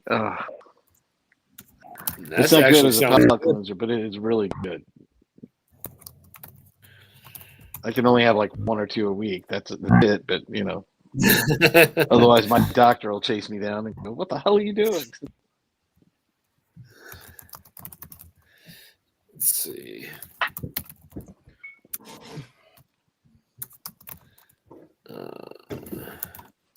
So this Corbin Cash smells a little bit like a root beer float on the nose. Oh God, root beer and vanilla ice cream. But then, like, you start getting like the blackberry, cherry, and tobacco. It smells incredible. Oof. Yeah, I started buying those when Bobby was going crazy about it. Man, a lot of chocolate, cherry, chili pepper for sure. There's like a little pop of apricot too, which is kind of nuts. Maybe because we were just talking about it's like in my head. Maybe. I don't know. It's a Coke Zero. I'm telling you, it's cleans your palate. Yeah, get some Coke Zero. Yeah, Coke Zero. I gotta get this shipped out. Be like Jason C. Drink Coke Zero in between, and you'll have a perfect palate. See, there we go. We already got the advertisement. My palate is far from perfect, but you got a pretty superior palate, my friend. I think I just like what I like. I think a lot of people like what you like too. I think you and I have pretty similar palates, and I know you have a great palate. So, oh yeah, we definitely have similar palates. You've actually turned me on to a lot of stuff, whiskey wise, that I probably wouldn't have tried. So, hey Jason, what site was that Corbin Cash sold through and do the whole some back in case to break? Yeah, it was through Shared Pour, and they do save a few bottles for holdbacks. So. All right, I got everybody entered into the giveaway for tonight. There's a lot of, I feel there's going to be a lot of, I feel like everybody might win tonight, to be honest with you. Including Vic?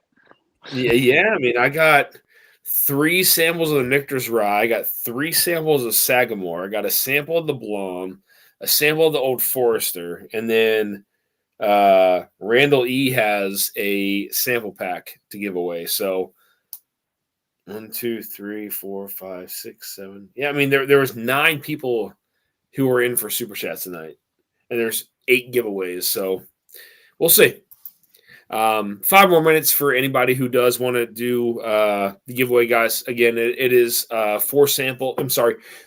samples of the Michter's Barrel Proof Rye from this year, 3 samples of the Sagamore.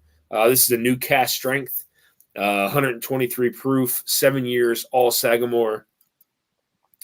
A sample of this Nashville and Blom Brothers collab rye, and then a sample of the Old Forester Black Label 100 proof store pick from out in Napa, California. And then Randall has a giveaway as well. Randall E. Yep. Let's Let's see. Keep it up, Jason. You'll have to send me samples. How's the Corbin Cash? Mine is coming out Thursday, says TCT. Cheers, TCT. We'll probably have to get Jason's Corbin Cash on the whiskey auction site. Could be on there. I've seen one of their bottles on there before, so could be on there. It's all going to be. You muted. I know what he's saying. No, and we've had plenty of our bottles on Unicorn. Yeah, so I've seen it. Yep. Well, anytime I see anything on secondary, I always send it to you. That way, because you know what I mean. Shouldn't be on there. So, I mean, I literally, I get it. I get it, but yeah, we can't control it. No. Get it. Some people, I'm sure, share links with other assholes to pick up, get our bottles, and vice versa. I think that's exactly what happens. To be honest with you, but it's inevitable, Jay. I mean, it's going to happen. It's almost kind of flattering, but it sucks. Yeah, you know what I mean? Like for someone to go out of their way to follow our picks. What was that? My phone ringing. Sorry. Damn, Roger. Is that Sweet Home Alabama? Sweet Home Alabama? Sweet Home Alabama. That's my dad's phone. I said the same thing. It sounded like it. It's dead calling. Oh, wait, what is that? Okay. I know what he's going to call me and tell me. It's the latest news on. Top Shelf says, wait till you try the LME Coke Zero. I hear they use actual zero sugar, cane sugar in that batch. That's good to know. Randall says he'll add an Old Forester 117 sample to his pack. Enter now. Oh, shit. Oh, okay. Shit. Okay. Thank you, Randall. 3 more minutes, guys, to enter into the Super Chat for tonight. Again, thank you all for Super Chatting here. If anybody wants to hop on, guys, you're more than welcome. Vic, Dustin, whoever, man. I mean, EJ, John, Vic, anybody who wants to hop on, you're more than welcome. Probably won't stay on too much later than after the giveaway, but I do want to talk with Jay after we go off live for a minute. If you're still around, if not, that's all good. I can always catch up with you later. No, I'll wait around. I'm just sending out bottles and doing labels for the blend again winner. Still, just trying to catch up. Part of me hopes people bought the picks in good faith, had a sample, and decided it wasn't for them. But we all know, yeah. I mean, that's hope. Yeah, I agree. You do hope that, but I mean, in reality, yeah. People know it's going to sell. People know what they want, and that's unfortunately that's what happens. But yeah, like I said, it's unfortunately it's part of it that we can't control. I've also been noticing a trend when there's bottles like the Augustas that we dropped and Corbin Cash. Yeah. We get like an influx of patrons like the day before that come in. To like maybe try to grab one. But that's why we lock down the tiers, because we don't want people just jumping in. Hopping in there. Yeah. Good call. Fritz says, but in a way, it's got to be pretty cool that people not only want your pick, but they're willing to pay up for it. Yeah, but see, like I agree, Josh. But then, like Jason said, you're hopping up in front of people who have may have been supporters for a while. I can see how it can be flattering though. Like, that's what I'm gonna say. That's what I kind of struggle with, Josh, because it is kind of cool, but at the same time, the bottle's not going to the people that it should be going to. Yeah, and that's what's kind of frustrating. So, Big Vic, Jason. So you're sending me my bottle already, bro? You're not getting the Corbin Cash yet. Just you got your blind samples. Yes, I got my blind samples, Vic. I might do it Wednesday night. We'll see. I'm not sure how many you sent me, but I did get your box. Is that what's in there? Blind samples? Yeah, he sent me a sample kit of all Amburana, I think. Yeah, Josh. Yeah. I mean, Josh, to your point though, like I do get that for sure. Yeah, I mean, people are willing to pay to move up to buy those sought after picks. I mean, it's true. It's true. People do it. Yep, they do. All right, guys, it is 11 o'clock. We are going to shut off the giveaway. let me go ahead and share the screen here real quick. We do have, I think, nine items to give away. 6, 7, 8, 9. Yeah, I think that's correct. All right, so let's share the screen. That is okay. Come on. Okay. Go, share the screen here real quick, guys. Again, thank you all for the super chats. Much appreciated. Let's see. Share the screen. It's going to take a second to pop up. I can't send the super chat for some reason. It says Whiskey Habit. Interesting. That's weird.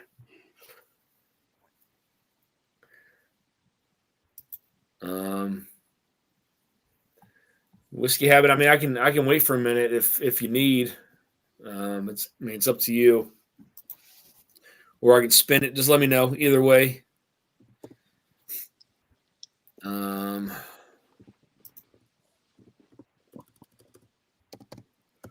Okay. Okay, got it. Let's see. I'm just waiting to see what Whiskey Habit says. I'm not sure, Whiskey Habit, what the issue might be, but if you can, I mean, there's always next time too, man. No worries.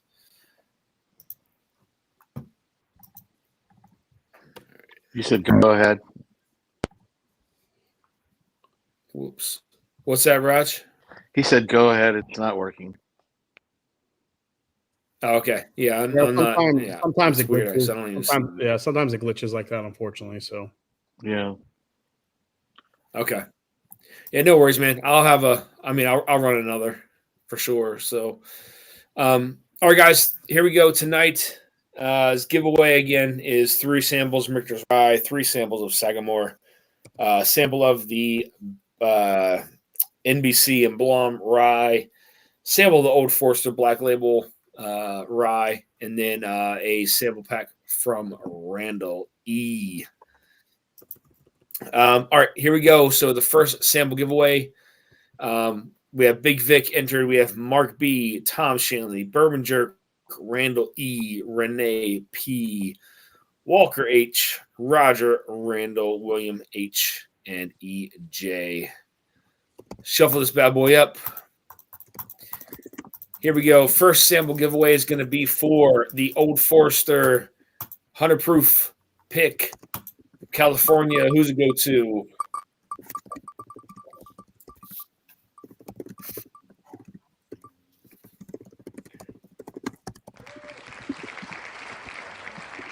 E. Congrats, Randall. Got yourself the Old Forester sample, my friend. Next pick is going to go to the NBC and Blom Brothers Rye collab.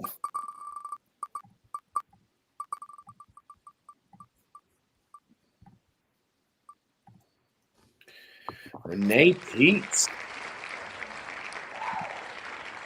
Cheers, Renee. Congrats.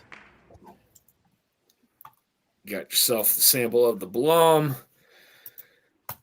All right, this is going to be for the sample pack from Randall E. Sample pack from Randall E. Who does it go to? Here we go.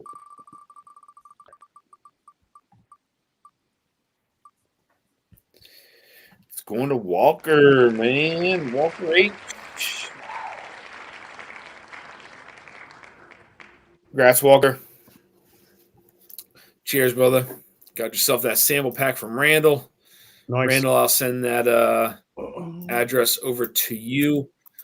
And here we go, guys. The next are 6 samples. Here we go. We're going to start with that Michter's Rye. Michter's Rye.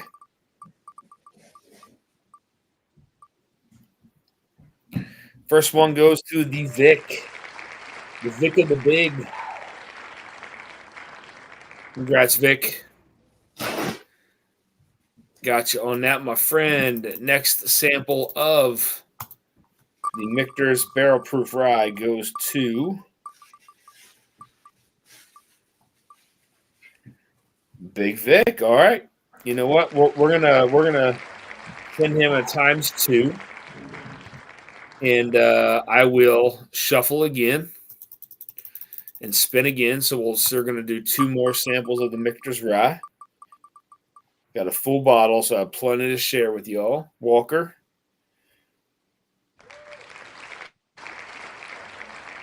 Here's Walker. Got yourself a sample of that Michter's Rye. And the last sample of the rye goes to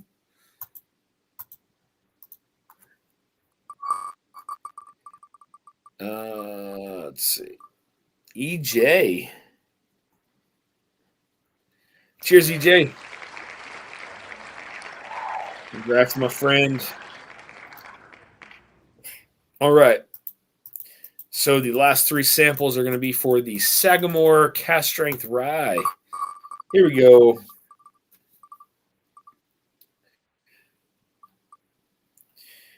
Big Vic. I never win. Look at this guy. I never win. Look at him. He's cleaning the house right now. Cheers, Vic. Love you, big bro. Next sample goes to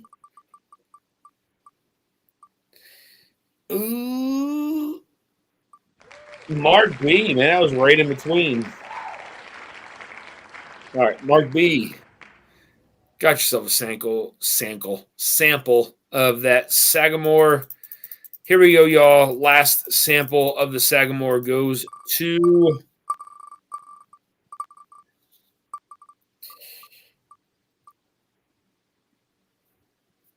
all right, Big Vic. I'm going to make yours a ×2. Now we'll spin again. I'm going to spin again. Why is EJ's name so big on there? All right.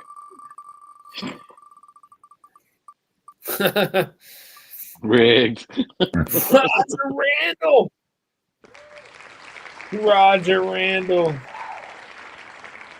Cheers, buddy. All right, man. You got yourself a sample of that Sagamore 2025 Cast Strength Rye. Cheers, y'all. And again, thank you, everyone, for these super chats. Much appreciated. Hop back on here real quick. Let's see. I'll email you, Dan, to make sure you have the right address. Let's close that down. Oh, so much rigged happening. Crazy. Yeah. biggest Victus, biggest winners. Oh, shit. Love it all. Thanks so much. Roger, where'd you go? So we'll keep spinning EJ wrong. EJ, you won that Michter's Rye. So Big Vic's a winner now. Okay, I'll get your address from Dusty and send out Friday. Let's see here. Whiskey Habit Big Vic's the only person who make Las Vegas close early. I never went there. You're very welcome, man. No worries. Yeah, Raj, you're gonna have to send me an email or something for your updated address if you can. All right. Yeah. I don't think I have the new one, so I think you do, but I don't know. We'll find out. I might have it in pirate ship. I'm not 100% sure, but yeah, no big deal. Either way, I'll get it from you. Arya, I'm gonna go ahead and hop backstage. Thank you all for hanging out tonight. Much appreciated. Love you guys. Thank you all for the super chats. I'm glad I was able to give away some whiskey tonight. Randall, thank you for your giveaway. Randall Erickson for your giveaway tonight. And I will catch you guys next Monday. Cheers, everyone. Love you all. I'll see you guys in.